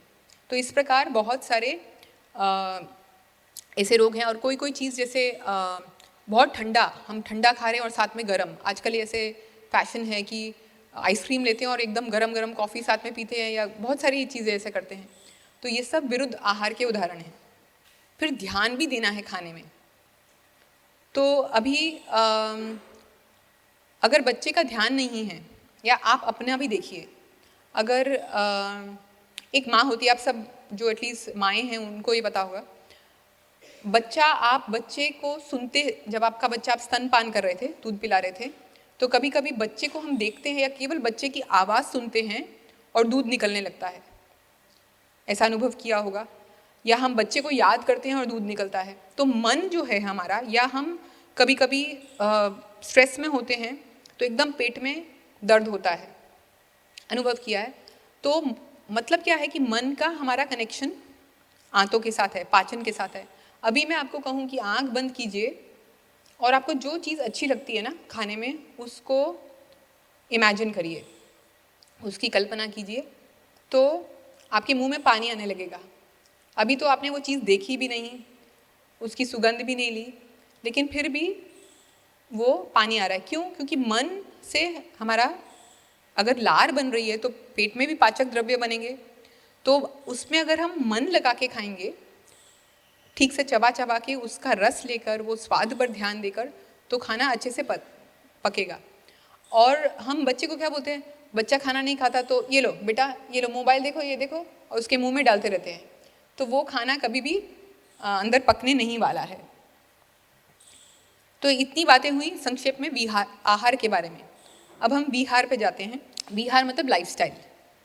तो हम सबको पता है कि खेल कूद जो है, व्यायाम सबके लिए अनिवार्य है और बच्चों के लिए भी अनिवार्य है। अभी बच्चों को जब हम बोलते हैं कि बच्चा बोर हो गया तो उसे खेलना है, तो शारीरिक व्यायाम चाहिए उसे। और हम कैसा उसको ब्रेक देते हैं कि चलो फ़ोन पे अभी थोड़ा तुम एक वीडियो गेम खेल लो, उसके बाद, तो उसे वो शारीरिक व्यायाम नहीं मिल रहा। उसकी अग्नि कैसे प्रदीप्त होगी? आप देखते हैं कुछ लोग मजदूर हैं, बाहर काम करते हैं, उनको केवल रोटी, नमक और शायद प्याज या एक मिर्ची खाते हैं, और उनकी इतनी अच्छी मसल्स होती हैं, उनको कुछ तकलीफ नहीं होती, भार भी उठाते हैं। तो लेकिन हमको इतने विटामिन्स भी लेने पड़ते हैं, कितने सप्लीमेंट्स लेते हैं, फिर भी ना खून की कमी पूरी होती है, ना B12 पूरा होता है। तो व्यायाम वो उनका हो जाता है, इसलिए उनकी जठराग्नि अच्छी होती है। तो बच्चे को बाहर व्यायाम बहुत ही अनिवार्य है, तो उससे उसका मन और शरीर दोनों स्वस्थ रहते हैं। अभी बच्चा खेल के आया, उसके बाद गर्मी लगी है, तो आके ठंडा ठंडा वो पानी पीता है। तो इस प्रकार पानी पीने से उसकी जो जठराग्नि है वो मंद हो जाती है। और दूसरा, पानी ठंडा होता है तो इससे वात का प्रकोप होता है, यानी कि शरीर अभी गर्म है और हमने एकदम ठंडा पानी पी लिया, तो जो फ्लक्चुएशन हुई, यानी कि एकदम ठंडा और एकदम गर्म, या एकदम गर्म एकदम ठंडा, तो उससे वायु प्रकोप होता है और अग्नि मंद हो जाती है। तो इसलिए उसे बोलिए आप बैठो, शरीर के तापमान को कम होने दो, जो पसीना आया उसे सूखने दो, फिर पानी पीना। और उस वैसे ही व्यायाम के बाद हमें तुरंत नहाना नहीं है, पसीना आता है लेकिन पसीने को सूखने दो, उसके बाद स्नान करना। कई बार आप सबको अनुभव होगा कि अब जब नहा के आते हैं या बच्चा नहाता है, इवन छोटा शिशु होता है, दुग्धपान करता होता है और उसको आप मालिश करते हैं और नहलाते हैं तो एकदम उसको भूख लगती है, फिर उसे दूध पिलाना पड़ता है, कुछ खिलाना पड़ता है। तो क्यों ऐसा होता है? क्योंकि स्नान करने से, और खासकर ठंडे पानी का, जो नॉर्मल पानी का हम स्नान करते हैं, उससे जो ऊष्मा है, जो गर्मी है, वो अंदर जाती है और हमारी जठराग्नि को प्रदीप्त करती है, तो भूख लगती है। अभी इसलिए हमें हमेशा स्नान करके खाना चाहिए। अगर हम इससे विरुद्ध करते हैं, मतलब क्या कि पहले हमने खा लिया फिर स्नान किया, तो उससे क्या होता है? अग्नि मंद हो जाती है, और अग्नि मंद होने के कारण गैस और आम और जो सब हमने अभी तक देखा वो सब रोग उत्पन्न होते हैं। कई माता पिता ऐसा करते हैं कि बच्चे को रात को, अभी सुबह तो देर होगी, बस आ जाएगी स्कूल की, तो सुबह रात को उसको नहला देते हैं खाना खा के कि नहला के सो जाओ, और सुबह बस ऐसा भेज देंगे। तो ये सब कारण है हमारी अग्नि मंद होने के। अब विहार में एक तो व्यायाम हुआ, स्नान हुआ, फिर नींद, इस पे भी हम पूरा एक सत्र कर चुके हैं। नींद बहुत आवश्यक है बच्चे के लिए, और ये हमने लास्ट टाइम भी बताया था कि जो नींद है, इसमें आप देख रहे हैं कि बिल्कुल जो पहला है नवजात शिशु है, और फिर जैसे जैसे वो बढ़ता होता है और वृद्धावस्था तक, तो नींद की जो आवश्यकता है वो कम होती जाती है। छोटा बच्चा पैदा होता है तो आप देखते हैं 18-20 घंटे तो सोता ही है, और वृद्धावस्था में 6-7 घंटे की नींद भी आ जाए तो मतलब बहुत अच्छा हमारा नसीब है। तो उस समय कफ का काल होता है, जब बच्चा छोटा है उसके अंगों का विकास हो रहा है, और बुढ़ापा वात का समय है। तो उन अंगों के विकास के लिए वो नींद बहुत आवश्यक है। अगर आप सोते हुए, इसलिए हमारे जो बड़े बूढ़े होते थे वो कहते थे कभी भी किसी सोते को ऐसा जगाना नहीं चाहिए, क्योंकि अगर हम उसका वो जो साइकिल भंग कर देते हैं, नींद की साइकिल, तो उससे जो हार्मोन्स हैं, जो ग्रोथ हार्मोन और वो सब रिलीज होता है नींद में, वो डिस्टर्ब हो जाएगा, उसमें अवरोध आएगा और उसका विकास ठीक से नहीं होगा। तो और ये जो नींद है वो भी रात की नींद है, क्योंकि हमने देखा कि हमारी जो अग्नि है वो सूर्य के साथ उसका कनेक्शन है। तो ऐसे नहीं कि हमें सोना है मतलब तो कभी भी सो जाएंगे। तो अगर बच्चे को मान लो, छोटा बच्चा है तो उसको स्कूल आता है, केजी में है, 10-11-12 घंटे की भी मान लो नींद, 10 घंटे की नींद उसे चाहिए। तो ऐसा नहीं कि वो रात को वो जगे और रात को देर तक जगे, 12 बजे तक मोबाइल पे या आप उसको स्टोरी सुना रहे हैं और फिर वो सोए और दिन में फिर वो 10 घंटे की नींद पूरी करे, वो सही नहीं है। क्योंकि रात को जितना बच्चा जागेगा उतना शरीर में स्टीरॉयड हार्मोन जो है, स्ट्रेस फाइटिंग हार्मोन, वो उतना ज़्यादा उसका उत्पादन होगा, और वो हमारी हड्डियों को कमज़ोर करता है, तो बोन्स में से कैल्शियम निकल जाएगा, हमारा शुगर बढ़ाएगा, डायबिटीज़ होने की संभावना बढ़ेगी, एलर्जीज़, बार बार बच्चों को एलर्जी होती है, तो इम्यूनिटी कम करता है, रोग प्रतिकारक शक्ति कम करता है। इसलिए जल्दी बच्चे को सोने के लिए प्रेरित करें, और वो तभी होगा जब आप भी जल्दी सोएंगे। तो early to bed early to rise makes a man healthy wealthy and wise, है ना। हम छोटेपन में ऐसा सब सुनते हैं, लेकिन ये उसका साइंटिफिक या वैज्ञानिक पक्ष है कि हमारे हार्मोन्स, हमारी सब जो चीज़ें, और लिवर का जो साइकिल है वो हमने पिछली बार बात की थी कि लिवर जो बॉडी को डिटॉक्स करता है, जो सब टॉक्सिन्स बॉडी में बनते हैं उनको निकालता है, वो रात को होता है। और अगर हम खाना देर से खाएंगे, रात को देर से सोएंगे, तो लिवर खाने पचाने में ही लगा रहेगा, तो बॉडी को डिटॉक्स नहीं कर पाएगा, जो विष जो है शरीर का वो नहीं निकाल पाएगा। इसलिए रात को जल्दी सोना है, और नींद जब बच्चे को आ रही है तभी आप उसे सुला दीजिए। ऐसा नहीं कि अभी ये पढ़ो फिर बाद में सोना, उस समय वो जो भी आप पढ़ाएंगे वो भी उसके मन में नहीं जाएगा और उसका स्वास्थ्य भी बिगड़ेगा। अभी दिन में बच्चे को कितना सोना चाहिए? जैसा हमने देखा, पहले 3 साल यानी कि स्कूल आने से पहले की जो अवधि है वो तो बच्चे सोते हैं, और उनको जितना वो सोते हैं उन्हें सोने देना चाहिए, और वो क्योंकि उनके विकास के लिए बहुत आवश्यक है वो नींद। लेकिन 4 साल के बाद, 4 से 7 साल तक बच्चे को नींद आ रही है तो सोने दीजिए, लेकिन ज़बरदस्ती मत सुलाइए। It should be allowed if needed but not forced. कई बार मुझे याद है हम छोटे थे तो दोनों माता पिता काम करते थे, तो हम डे केयर सेंटर में मैं और मेरा भाई वहाँ रहते थे। स्कूल के बाद वहाँ जाते थे, वहाँ बहुत सारे बच्चे ऐसे जिनके माता पिता काम करते थे वहाँ रहते थे। शाम को 6 बजे मम्मी पापा आकर ले जाते थे। तो वहाँ अब उन लोगों को ध्यान रखना पड़ता था इतने बच्चों का, तो सबका बेड बनाया हुआ था। खाना जो दे जाते थे टिफ़िन में मम्मी पापा, वो हम खा लेते थे। उसको बोलते थे सो जाओ, चलो अपने अपने बेड पे सो जाओ। अभी नींद आ ही नहीं रही, 5 साल का बच्चा है, 6 साल का बच्चा है, उसको नींद नहीं आ रही, ज़बरदस्ती सुला देते थे। तो ऐसे माता पिता भी करते हैं कि सो जाओ। तो अगर आपका बच्चा 4 से ऊपर है तो उसको ज़बरदस्ती नहीं सुलाना है, यानी कि वो उसकी जो ज़रूरत है, क्योंकि बॉडी जैसे बहुत ही बुद्धिमान है, हमारा जो शरीर है भगवान ने, प्रकृति ने ऐसा बनाया है, जब प्यास लगे तब पानी पियो, जब भूख लगे तब सही खाना खाओ, जब नींद आ रही है, ये वेग है। तो पूरा एक अध्याय है चरक संहिता में वेग धारण पर। वेग हैं अलग अलग हमारे शरीर के, शारीरिक वेग, भूख, प्यास, मल का वेग, मूत्र का वेग, अधोवायु का वेग जो पाद निकलता है, छींक का वेग, रोने का, आंसू का वेग। वैसे ही वेग है नींद का वेग। तो इन सबको कभी भी दबाना नहीं चाहिए, उसको बहने दो, क्योंकि ये वायु है, प्रेरित हुई है, उसे आप दबाएंगे तो अंदर वो रोग उत्पन्न करेगी। तो दिन में ज़बरदस्ती सुलाना नहीं है, क्योंकि आप सुलाएंगे तो अग्नि मंद हो जाएगी उसकी। आपको खुद भी स्वयं अनुभव होगा, आप दिन में सो जाएं तो क्या होता है, उठते हैं तो आपको कैसा लगता है, पूरा शरीर जकड़ा हुआ लगता है, नाक बंद लगता है, सिर भारी लगता है, आलस लगता है। फिर थोड़ी देर बाद शायद चलने के बाद ठीक हो जाता है। तो सोने से वो अग्नि मंद हुई है और आम का उत्पादन हुआ है, जिसके ये सब लक्षण हैं। तो इसलिए दिन में ज़बरदस्ती नहीं सुलाना है, बट हाँ उसको स्वयं स्वाभाविक रूप से नींद आ रही है तो सोने देना है। लेकिन अगर बच्चा 8 साल से ऊपर का है तो दिन में सोना नहीं चाहिए।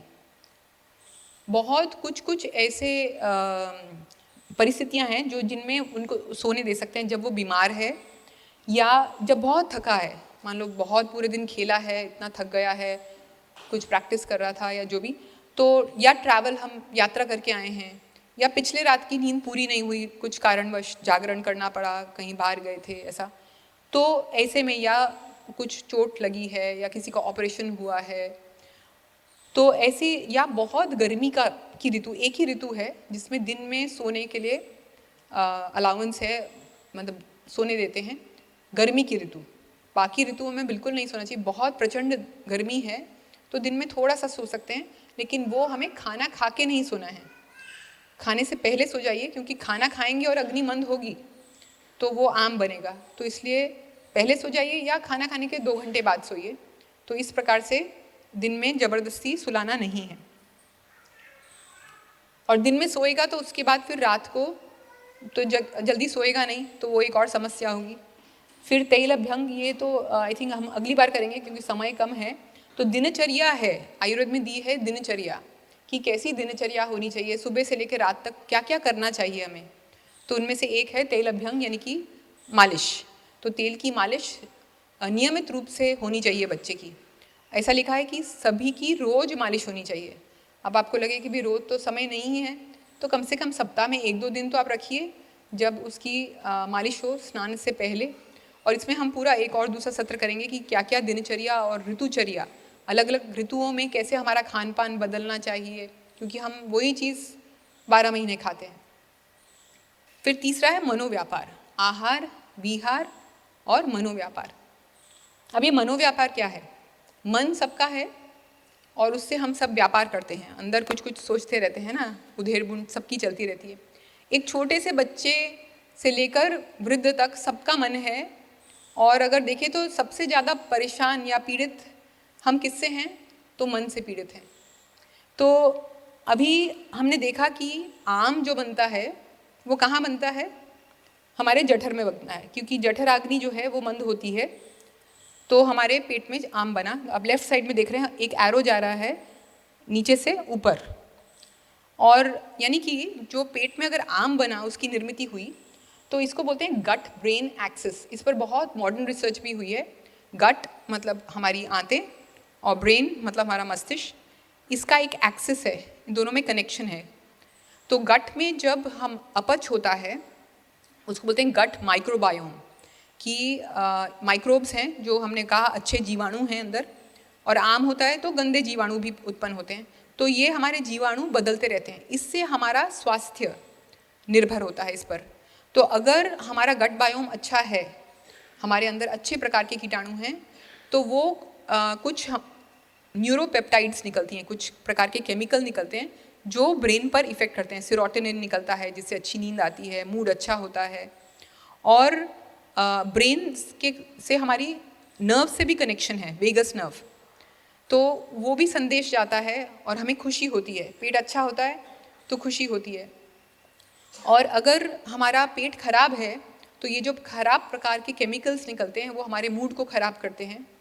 मूड को ही नहीं, हमारा कॉग्निशन यानी कि हमारा जो बौद्धिक जो हमारी क्षमता है उस पर भी प्रभाव डालते हैं। तो बच्चा जो है एकाग्रित नहीं हो सकता। अगर उसके पेट में आम है, ये विष बन रहा है, तो आप उसे बोलो ये कार्य करो तो वो 1 मिनट ये करेगा, फिर दूसरी कहीं जाएगा, फिर कुछ मतलब उसका ध्यान नहीं लगेगा। उसे जो कार्य अच्छा लगता है उसमें भी वो उसमें स्थिरता से नहीं बैठ पाएगा। तो ये तो हुआ इस साइड का कनेक्शन, यानी कि पेट के खराब होने से या अच्छे होने से हमारा मानसिक स्वास्थ्य। अब दूसरी तरफ आप देखेंगे कि मन का प्रभाव भी पेट पर पड़ता है। यानी कि जैसे अभी हमने बात की कि हम सोचते हैं कुछ अच्छा खाने का तो अपने आप से मुंह में लार आती है, पेट में गुड़गुड़ शुरू होती है। जब हम प्रसन्न होते हैं तो हमारा पाचन अच्छा होता है। अभी हमने बात की भरत की। भरत जो मतलब सिंह के मूल खोल के उसके दांत गिन लेता था, तो इतना निडर था वो, और अभी सब भय में जीते हैं। तो हमें भय होता है, हम बड़े जो हैं हमें भी भय है, माँ को कॉकरोच से भी भय है। वो कॉकरोच आता है तो वो टेबल पर या बेड पर चढ़ जाती है, अरे कॉकरोच आया कॉकरोच आया। तो अब बच्चा, अगर छोटा बच्चा, आप देखिए एक छोटा बच्चा होता है ना, वो कुछ भी कीड़ा होता है, कुछ भी होता है, वैसे जहरीले को भी ऐसा पकड़ता है वो, तो वो आप बोलते नहीं नहीं नहीं नहीं भाव कड़ी जैसे कड़ी जैसे। तो वो बच्चे के मन में फिर ऐसे हम भय निर्मित करते हैं, और फिर जब वो माँ को ही देखता है ऐसे कूदते हुए, तो उसके मन में तो फिर भय आता ही है कि अगर मेरी मम्मी जो इतनी बड़ी हैं वो डर रही हैं तो मुझे तो डर लगना ही चाहिए। फिर न केवल ऐसे, लेकिन हमें डर होता है, शायद अपनी सास से डर होता है, कभी पति से या पत्नी से डर होता है, काम करने जाते हैं तो बॉस से डर होता है। ऐसे बहुत सारे भय होते हैं। हम क्योंकि उसको कैसे उसका समाधान करना वो हम नहीं सीखे हैं, तो वो भय हम बच्चे को भी देते हैं, कुछ अनजाने में और कुछ जाने में। तो जब हमें बच्चा देखता है भयभीत तो वो भी भयभीत होता है। और कभी हम बच्चे की ऐसे प्रताड़ना करते हैं, उसने गलत किया, एग्ज़ाम में अच्छे नंबर नहीं लाया या कुछ भी गलती की, शैतानी की। अब बच्चे हैं तो करेंगे ही। तो हम जो पेरेंट्स का, माता पिता का जो मंतव्य होता है वो कभी भी बच्चे को हानि पहुंचाना नहीं होता। वो हमेशा अच्छी इच्छा से ही करते हैं, लेकिन अनजाने में वो बच्चे का इतना अहित कर देते हैं। तो जब बच्चा इस प्रकार भय से पीड़ित होता है तो आप खुद ही देखिए, आप बड़े हैं, जब आपको भय होता है, ठीक है, तो आपको क्या होता है? आप मान लीजिए कुछ हुआ किसी के साथ, आपकी सास के साथ, पति के साथ, बॉस के साथ, तो मन में कैसा होता है? धड़ धड़ होती है, और पेट में दर्द होता है, मरोड़ आती है, मुंह सूखता है, और कभी कभी कई लोगों को कब्ज हो जाती है, कई लोगों को एकदम टॉयलेट जाना पड़ता है, पतले दस्त भी हो जाते हैं। और तो इसको कहते हैं फाइट फ्लाइट रिस्पॉन्स। ये कुदरत ने हमारे अंदर फिट किया है। कैसे? जैसे पहले आदि मानव जंगल में रहता था, तो कोई शेर आया तो क्या होगा? भय तो लगेगा, क्योंकि वो एक प्रतिकूल परिस्थिति है। तो अभी उससे या तो हमें भाग जाना है, या छोटा मोटा है तो लड़ लेना है। तो या कभी कभी तो हम बिल्कुल स्तब्ध हो जाते हैं कि ना भाग पाते हैं ना लड़ पाते हैं, एकदम फ्रीज हो जाते हैं। तो फाइट, फ्लाइट और फ्रीज, ऐसे 3 कॉमन मोड्स हैं। तो अगर तो तब हमें कहाँ चाहिए रक्त? कहाँ चाहिए हमें? मस्तिष्क में चाहिए, सोचने के लिए कि ये आ रहा है शेर, मुझे कैसे भागना है। भागने के लिए मुझे क्या चाहिए? मुझे दिमाग में खून चाहिए, सोचने के लिए ग्लूकोज चाहिए, या लड़ना है उसके लिए भी तरकीब चाहिए। फिर मुझे अपनी मांसपेशियों में भी खून चाहिए, भागना है, लड़ना है, तो मसल्स में खून जाएगा तभी तो मैं कर पाऊंगी। तो अभी जो हमारा खून है वो तो उतना ही है, जैसे मान लो एक अडल्ट है, बड़ा व्यक्ति है, 5-5.5 लीटर खून है उसके शरीर में। तो अभी अगर ज़्यादा मस्तिष्क में चाहिए, हमारी मसल्स में चाहिए, तो कहीं ना कहीं से तो थोड़ा उधार लेना पड़ेगा। तो तब हमारी आंतें गौण हो जाती हैं, इम्पॉर्टेंट नहीं है, है ना। किडनी उस समय ज़रूरी नहीं है, मलमूत्र बनाना ज़रूरी नहीं है, उस समय तो जान बचाना ज़रूरी है। तो जो हमारी जो रक्त की कोशिकाएं हैं, जो आप देख सकते हैं, ये सब ऐसे ब्लड वेसल्स होती हैं जिनमें खून बहता है, तो वो जो आर्टरीज होती हैं, जहाँ आवश्यकता है वहाँ थोड़ी वो चौड़ी हो जाती हैं, क्योंकि उनके अंदर मसल है, वो तो ऐसे कोई बिल्कुल स्टिफ नहीं है, तो मसल्स रिलैक्स करती हैं तो वो चौड़ी हो जाती हैं, वहाँ ज़्यादा खून जाता है। जहाँ आवश्यकता नहीं है वहाँ संकुचित हो जाती हैं, तो वहाँ कम जाता है। तो ऐसे उस समय ऐसे जब स्ट्रेस आया है, हमें अपने आप को बचाना है, तो मसल्स में चाहिए और मस्तिष्क में चाहिए। तो किडनी में, हमारे आंतों में आवश्यकता नहीं है, तो वहाँ रक्त संचार कम हो जाता है और हमारा खून का ग्लूकोज भी बढ़ता है। लिवर और ग्लूकोज निकालता है ताकि हम अच्छे से सोच सकें, भाग सकें, लड़ सकें। और फिर हम भाग गए और उसके बाद हमारी दिल की धड़कन भी कम हो जाती है, जो ब्लड प्रेशर बढ़ा है वो भी कम हो जाता है, श्वासोच्छ्वास की जो क्रिया बढ़ी है वो भी कम हो जाती है, और फिर से जो रक्त है हमारी इंटेस्टाइन में जाता है और हमारी किडनी में जाता है और सब ठीक हो जाता है। लेकिन आज की परिस्थिति क्या है? अगर आप इन सब अभी तो जंगल में नहीं रहते तो शेर तो नहीं आता, तो आपका शेर कौन है? शेर कौन है? किससे आप डरते हैं? कोई भी, जो भी आपके घर में है शेर, या आपका बॉस है, या जो भी है, तो अभी उससे क्या आप जाके लड़ते हैं ऐसे डिशुम डिशुम, या आप भाग जाते हैं घर छोड़ के? नहीं। तो खून में जो सब ये चेंजेस हुए हैं, आपका ग्लूकोज भी बढ़ा हुआ है, ब्लड प्रेशर भी बढ़ा है, और आपकी आंतें मतलब में खून जाना वो सिकुड़ गया है, तो वो कुछ भी, वो उसको हमारा जो शरीर है वो उसको यूज़ नहीं कर सकता ग्लूकोज को, तो वो बढ़ा ही रहता है। और अभी तो ये बात पूरी नहीं हुई कि एक दूसरा कुछ स्ट्रेस आ गया। अभी घर पे कुछ बातचीत हो गई पति पत्नी से, फिर हम काम पर आए तो वहाँ पर किसी ने हमें कुछ सुना दिया, फिर बच्चे ने कुछ कर दिया, 2 छापड़ उसको लगा दिए, फिर से पारा भर गया। तो वो शेर हमारे मुख के सामने ही बैठा रहेगा, है ना। तो आप सोचिए, अगर शेर आपके मुख के सामने यहाँ बैठा है 24 घंटे, तो आपकी क्या परिस्थिति होगी? आपकी आंतों की क्या हालत होगी, आपकी मसल्स की क्या हालत होगी, आपका ब्लड ग्लूकोज तो बढ़ा ही बढ़ा रहेगा, ब्लड प्रेशर बढ़ेगा, आपकी आंतें सूखती जाएंगी क्योंकि उनको पोषण नहीं मिलेगा, किडनी वीक होती जाएगी, लिवर वीक होता जाएगा। तो हम जब बड़े होकर इतना सब अनुभव करते हैं, तो जो बच्चा है उसके तो सब अंग कोमल हैं, अगर इस प्रकार हम उसे प्रताड़ित करते हैं तो उस पर क्या असर होता है, उसका गट ब्रेन एक्सिस कितना खराब होता है, उससे क्या उसे कुछ फ़ायदा होगा? वो भय के कारण शायद कुछ समय तक वो चीज़ नहीं करेगा, लेकिन क्योंकि वो चीज़ वो अभी वो केवल आपके भय के कारण, जैसे ही आप वहाँ से हटे तो वो करेगा। जैसे पुलिसमैन नहीं होता तो रेड लाइट को लोग क्रॉस कर जाते हैं, तो केवल पुलिसमैन के भय से हमें वहाँ पर रेड लाइट पे रुकना है क्या? या हमें समझना है कि वो हमारे लिए ही हितकारी है कि हम वहाँ रुकें, है ना। तो जैसे जैसे बच्चा बड़ा होगा तो वो आपसे कुछ भी शेयर करना बंद कर देगा। गलतियाँ सबसे होती हैं, सब हम सीखते हैं, तो जैसे जैसे हम बड़े होंगे और हम कुछ भी ऐसा वैसा करने की कोशिश करेंगे, तो अगर उसे मालूम है मेरे माता पिता इस प्रकार से मुझे चुप करा देते हैं, तो आपको वो कुछ नहीं बताएगा। अगर आप उसके मित्र बनेंगे तो वो आपको आके बताएगा और आप उसे समझा सकते हैं, और फिर खुद, क्योंकि आप कब तक उसके पीछे पुलिस बनकर रहेंगे, तो आपको उसको ऐसा सक्षम बनाना है कि आप न भी हों तो भी वो सही ही करे।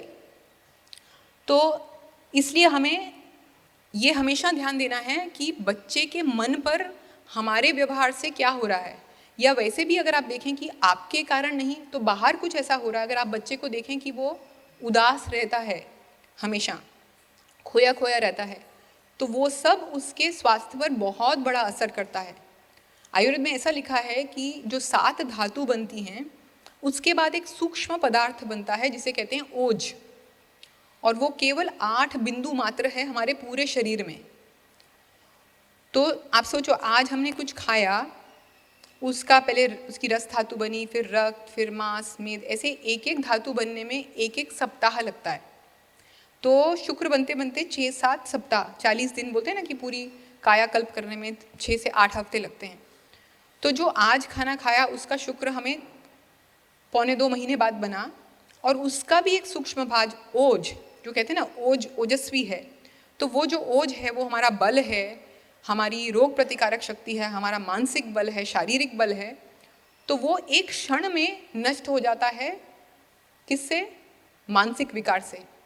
भय हुआ, क्रोध हुआ, शोक हुआ, आपका सब अच्छा चल रहा है, और तुरंत आपको ऐसे कुछ न्यूज़ आई, कुछ अनहोनी के बारे में आपको पता चला, तुरंत आपका ओज मिट सकता है। तो इतना जब प्रभाव होता है, तो बच्चा तो बहुत ही कोमल है, तो उसके ऊपर तो बहुत इसका प्रभाव होता है। तो इसलिए हमें इसका भी बहुत ध्यान देना है। कई बार जो कारण है बच्चे के अपच का, वो भय होता है। तो मुझे याद है, मैं छोटी थी तो हर बार परीक्षा से पहले मुझे लूज मोशंस होते थे, और कभी कभी उल्टी भी आती थी। और मुझे अभी भी याद है, 10वीं की परीक्षा थी, और मैं वहाँ गई, बोर्ड एग्ज़ाम था, और क्योंकि मैं अच्छी स्टूडेंट रही, अच्छे नंबर आते थे, तो सबको लगता था इसको तो आंसर पता है, तो इससे हम पूछ लेते हैं। तो एग्ज़ाम के पहले लास्ट मिनट जो सब पूछते हैं ना, तो कोई आके मुझे पूछता, अब मुझे तो उल्टी आ रही है, अब मैं मुंह खोलूँगी तो उल्टी हो जाएगी, तो मैं ऐसा करती रहती थी। तो वो सोचते थे ये तो बहुत स्वार्थी है, हमें आंसर बताती ही नहीं है। मैं स्वार्थी नहीं थी, लेकिन मुझे था कि उल्टी हो जाएगी भाई। और 10वीं की परीक्षा, और बार बार टॉयलेट लगती थी, और 10वीं की परीक्षा हुई, मुझे याद है 10वीं या 12वीं बायोलॉजी एग्ज़ाम था, और पहले आंसर पेपर बँट गए। तो नाम, सब उन्होंने कहा नाम लिख लो, फिर क्वेश्चन पेपर देने लगे, और तभी मुझे बहुत ज़ोर से उल्टी का वेग आया। अभी मैं बोलूँ कैसे कि सर मुझे उल्टी आ रही है, जाना है, तो उल्टी वहीं निकल जाएगी। तो मैंने वो पेपर रखा और मैं ऐसे भागी, और वो 2nd फ्लोर पे था हमारा क्लासरूम। तो मैं नीचे वॉश बेसिन, मैंने देखा था कि नीचे वॉश बेसिन है, तो मैं भागी। वो एग्जामिनर बोला, अरे अरे अरे देखो देखो ये कैंडिडेट भाग रहा है, और कुछ चीटिंग करने के लिए, इसको पकड़ो पकड़ो पकड़ो। तो उसके मेरे पीछे एक किसी को भेजा, और मैं तो बोल नहीं पाई, तो नीचे गई, मैंने उल्टी की, मुँह धोया, और वापस आई पेपर लिखने के लिए। तो फिर उनको लगा कि ठीक है। तो कितना वो जो भय है ना, वो कितना कुछ करता है। तो आप सोचो कि ये तो ठीक है, एक बार उल्टी हो गई, लेकिन वो जो अगर निरंतर भय रहेगा हमारे मन में, तो हमारी आंतों की क्या हालत होगी, और फिर हमारी क्या परिस्थिति होगी। और वो एक आंत, एक पाचन के खराब होने से सभी रोग होते हैं, बुखार से लेकर कैंसर तक सब रोग अपच से होते हैं। तो कहते हैं रोगाः सर्वेपि मंदाग्नौ, कि मंद अग्नि में सभी रोग होते हैं। तो ये एक तालाब है, इसमें कुछ गंदा पानी इकट्ठा हुआ है, इसे हमें साफ करना है। तो हमें सबसे पहले क्या करना होगा कि ये पानी अंदर कहाँ से आ रहा है ना, इन मानो 3 मार्ग से अंदर आ रहा है, तो उनको तीनों को मुझे बंद करना पड़ेगा, नहीं तो मतलब ही नहीं है साफ सफाई का। और फिर ये हमने बंद कर दिए।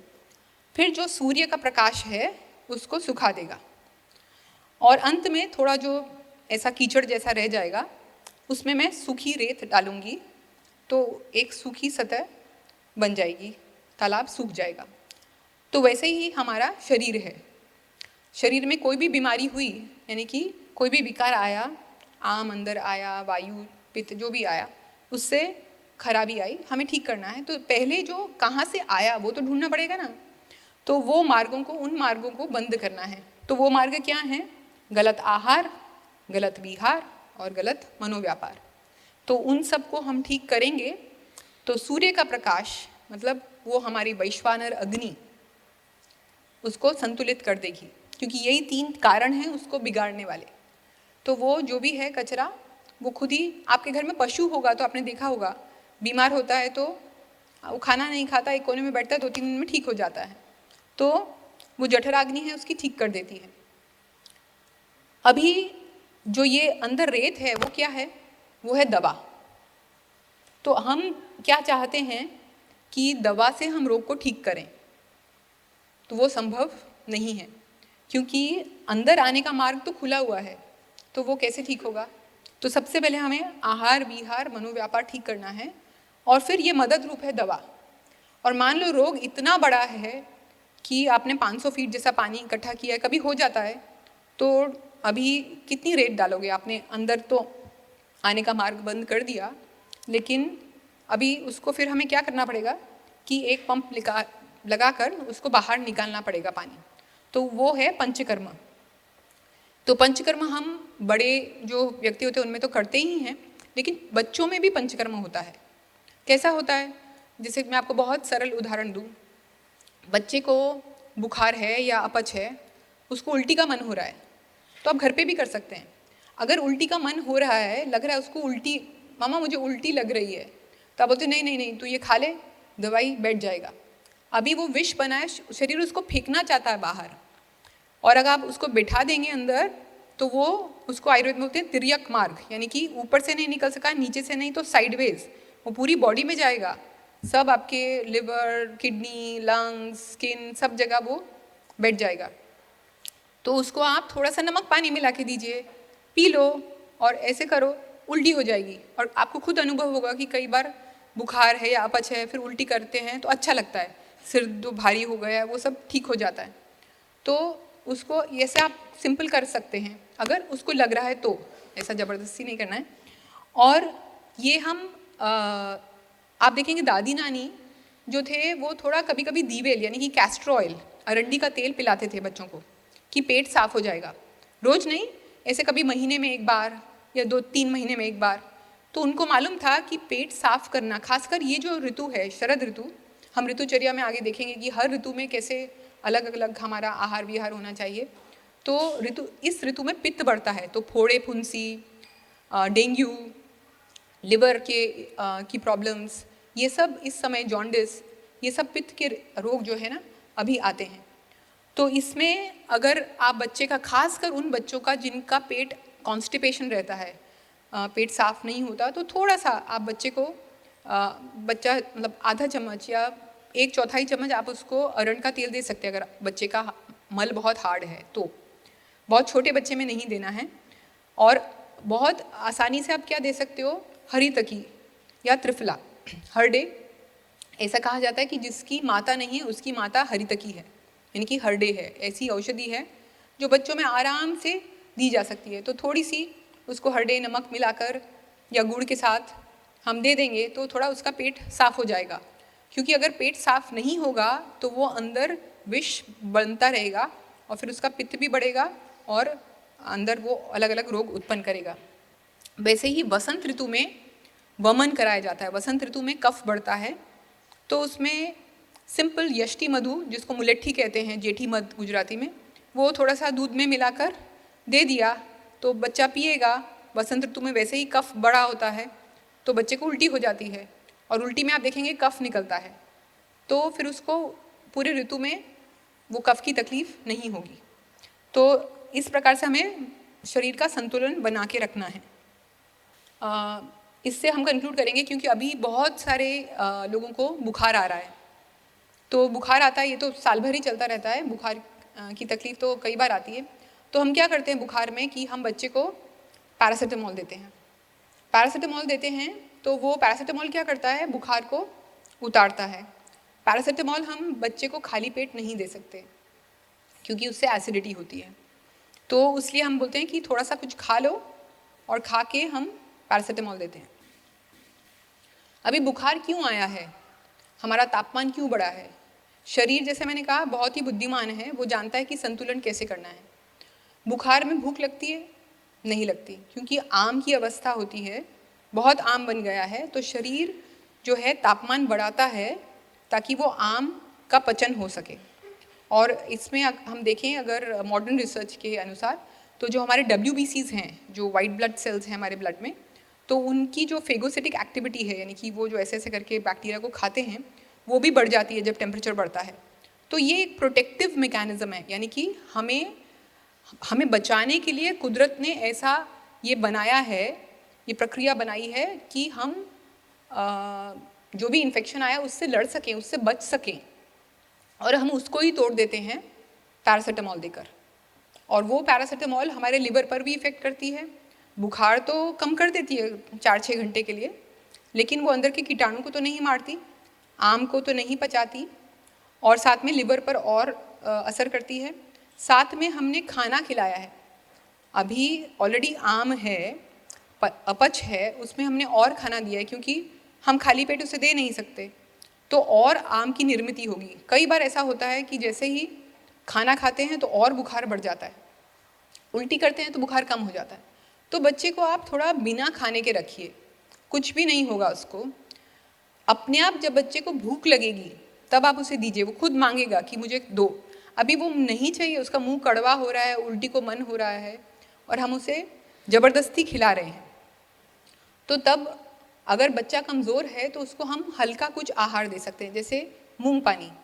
मूंग को आप उबाल लीजिए और छान लीजिए, उबाल के अच्छे से गला लीजिए, फिर छानेंगे तो उसका जो मूंग, वो जो पानी होगा, सूप होगा पतला, उसमें उबलते वक्त आप थोड़ा धनिया और सूंठ, नमक ऐसा डाल दीजिए, और जीरा, तो ये डाल के फिर वो जो पानी है उसका वो पिलाइए थोड़ा थोड़ा। तो वो बहुत ही लघु आहार है, यानी कि बहुत ही सुपाच्य है, पचने में अच्छा है, बच्चे की स्ट्रेंथ भी बनी रहेगी और उसको कमज़ोरी भी नहीं आएगी और पच भी जाएगा, और वो अग्नि पर भार भी नहीं होगा। नहीं तो आप उसको लाया खिला सकते हैं, यानी कि जो कुरमुरे होते हैं, जैसे लाई होती है, आप देखते हैं वो दिवाली पे मिलती है, आग में भूनकर चावल की, तो वो आप दे सकते हैं।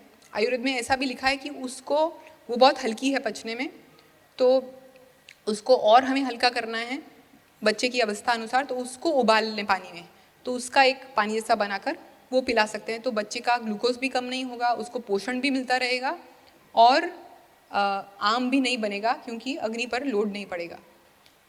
तो ऐसा उसको देना है। फिर उसको और ऐसा बहुत समय तक नहीं करना, 1 दिन करना है, 2 दिन करना है, और उसके बाद अपने आप जो शरीर है, और फिर आप औषध लेंगे उसकी अग्नि को अच्छा करने की, तो वो पचने लगेगा और फिर बच्चे को भूख लगने लगेगी तो आप उसको थोड़ा और गाढ़ा मूंग पानी कर दीजिए।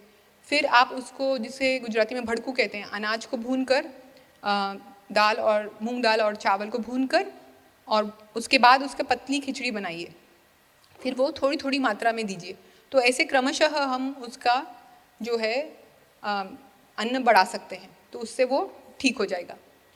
तो ऐसे बहुत सारी बातें हैं जो कुछ हम अज्ञानतावश करते हैं, क्योंकि जैसे मैंने पहले भी कहा, कोई भी माता पिता जानबूझकर तो अपने बच्चे को नुकसान नहीं पहुंचाना चाहते, लेकिन हमें वो बातें पता नहीं हैं। तो जितना हम इसको अपने जीवन में उतारेंगे तो हमें उसका लाभ हमें पता चलेगा, तो हम बच्चे को भी वो लाभ दे सकेंगे। और बच्चे हमारे अनुकरण करते हैं, जो हम कहते हैं वो नहीं सुनते हैं, जो हम करते हैं वो करते हैं, है ना। छोटे बच्चे आपने देखे होंगे, लड़कियां होती हैं तो मम्मी साड़ी पहनती है तो वो भी दुपट्टा लेके ऐसे साड़ी पहनती है, और पापा कुछ ऐसा कुछ करते हैं तो लड़का होता तो बच्चा भी वैसा ही करता है। तो इसलिए हमें खुद उनका एक रोल मॉडल बनना है, और जैसा हम चाहते हैं बच्चा करे, जैसा हमारा खान पान होगा, जैसा हम नियंत्रण करेंगे वैसा ही बच्चा करेगा, जैसा हमारा मनोभाव होगा वैसे ही बच्चे का होगा। अगर हम हमेशा मन को संकुचित रखेंगे, जो है उससे संतुष्ट न होकर हमेशा बोलेंगे ये नहीं है वो नहीं है। घर पे हम बात करते हैं ना, हस्बैंड वाइफ आपस में बात करते हैं, तो अरे उसने ऐसा किया, तो हमेशा कंप्लेनिंग एटीट्यूड होती है, तो बच्चा भी वही सीखेगा। और अगर हम हमेशा ये सुनते हैं कि उसने ऐसा किया, ये नहीं देखते कि कितना कुछ हमें प्राप्त है भगवान की कृपा से, तो उसे ना, तो बच्चा भी उसी मोड में जाएगा। वैसे ही खान पान का है, हम जितना खाएंगे, जैसे उस अभी माता पिता ने कहा मुझे कि वो बच्चे ने बिस्किट खा लिया, तो बिस्किट 2 साल का बच्चा तो जाके मार्केट से बिस्किट लाएगा नहीं। तो अगर हम बच्चे को आप कहना चाहते हो कि बेटा ये आपके लिए अच्छा नहीं है, तो पहले आपको भी वो नहीं खाना है।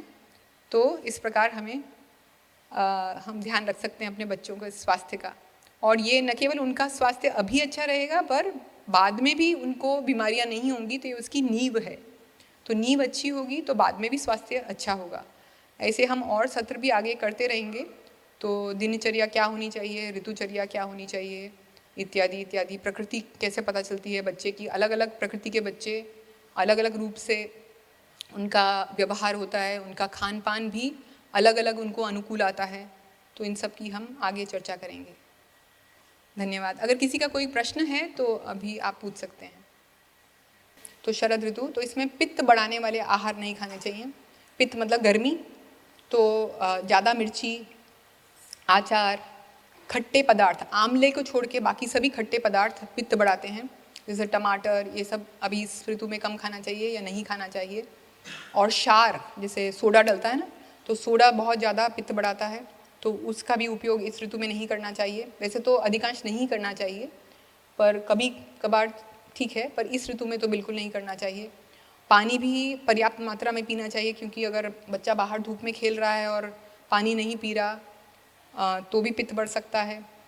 अगर वो धूप में बाहर खेलता है और खासकर खाने के बाद, जैसे हमने बात की व्यायाम की, तो व्यायाम अनिवार्य है, लेकिन अगर हम खाने के बाद, कई बच्चे हैं खाने के बाद खेलने को जाते हैं, तो उससे क्या होता है कि खाने के बाद कुछ तो आम बनेगा ना, अभी खाना प्रोसेस में है, अभी प्रक्रिया शुरू हुई है पाचन की, तो जब तक वो पूरा पचा नहीं है तो वो आम अवस्था में है वो खाना 3-4 घंटे के लिए। उस समय में अगर वो बच्चा खेलेगा, मतलब बाहर आउटडोर एक्टिविटी, व्यायाम करेगा, तो वो जो भी अंदर अपक्व पदार्थ है वो सारा खींच के शरीर अंदर खींचेगा और सब ऑर्गन्स में उसको भेजेगा, तो उससे भी रोग होता है।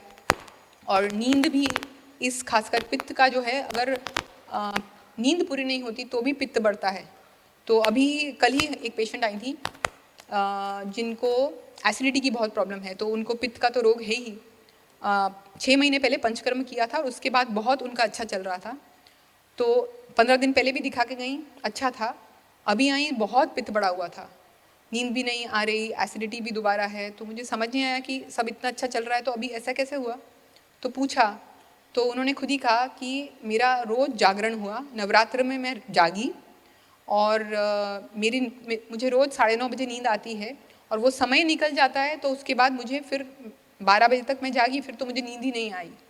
और अभी तक उनको नवरात्र खत्म हो गए, लेकिन कल भी बोल रही थी कि नींद नहीं आ रही है, तो नींद भी बिगड़ गई। तो नींद की कमी से पित्त बढ़ता है, तो नींद की कमी भी नहीं होनी चाहिए इस समय। तो ये सब हैं। और सबसे अच्छी हमारी जो अग्नि है वो सर्दियों में होती है ना, जो हेमंत ऋतु आएगी अभी दिसंबर में, दिसंबर जनवरी, हमारी अग्नि बहुत अच्छी होती है। तो जो सब आपको भारी मेवे खाने हैं आपकी अग्नि देखकर, तो और बच्चे की अग्नि देखकर, तो उस समय भारी चीज़ें खाई जाती हैं।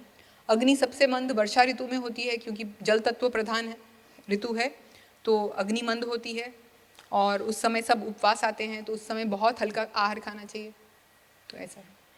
और बसंत ऋतु में कफ होता है, तो कफ की सभी बीमारियां, जब कोविड भी आया था तो सबसे ज़्यादा केसेस तब आए थे मार्च अप्रैल में, जो बसंत ऋतु का समय है, तो उस समय सब कफ की बीमारियां होती हैं। तो कफ करे ऐसा पदार्थ, दूध की बनी मिठाइयाँ, मावा, खोया, ये नट्स, बादाम, पिस्ता, ये सब तब नहीं खाना चाहिए। तब हम देखें कि आहुति में भी क्या डालते हैं हम, वो मुरमुरे डालते हैं और वो ज्वार की धानी डालते हैं। तो इस प्रकार के वो हमारे जो फेस्टिवल्स हैं, हमारे त्योहार भी हमें बताते हैं कि उस समय क्या हमें अन्न ग्रहण करना चाहिए। मैं एक प्रश्न पूछ सकता हूँ आप लोगों को, अगर आप शादा बाबा में होते तो पास होते कि नहीं, मैं अभी देखता हूँ। ठीक है, जैसे उन्होंने कहा आयुर्वेद पे आपने सब सुना ध्यान से, हाँ या ना? थोड़े ही हाँ, बाकी के क्या सुना के नहीं? हाँ, तो अब मेरा प्रश्न सुनिए।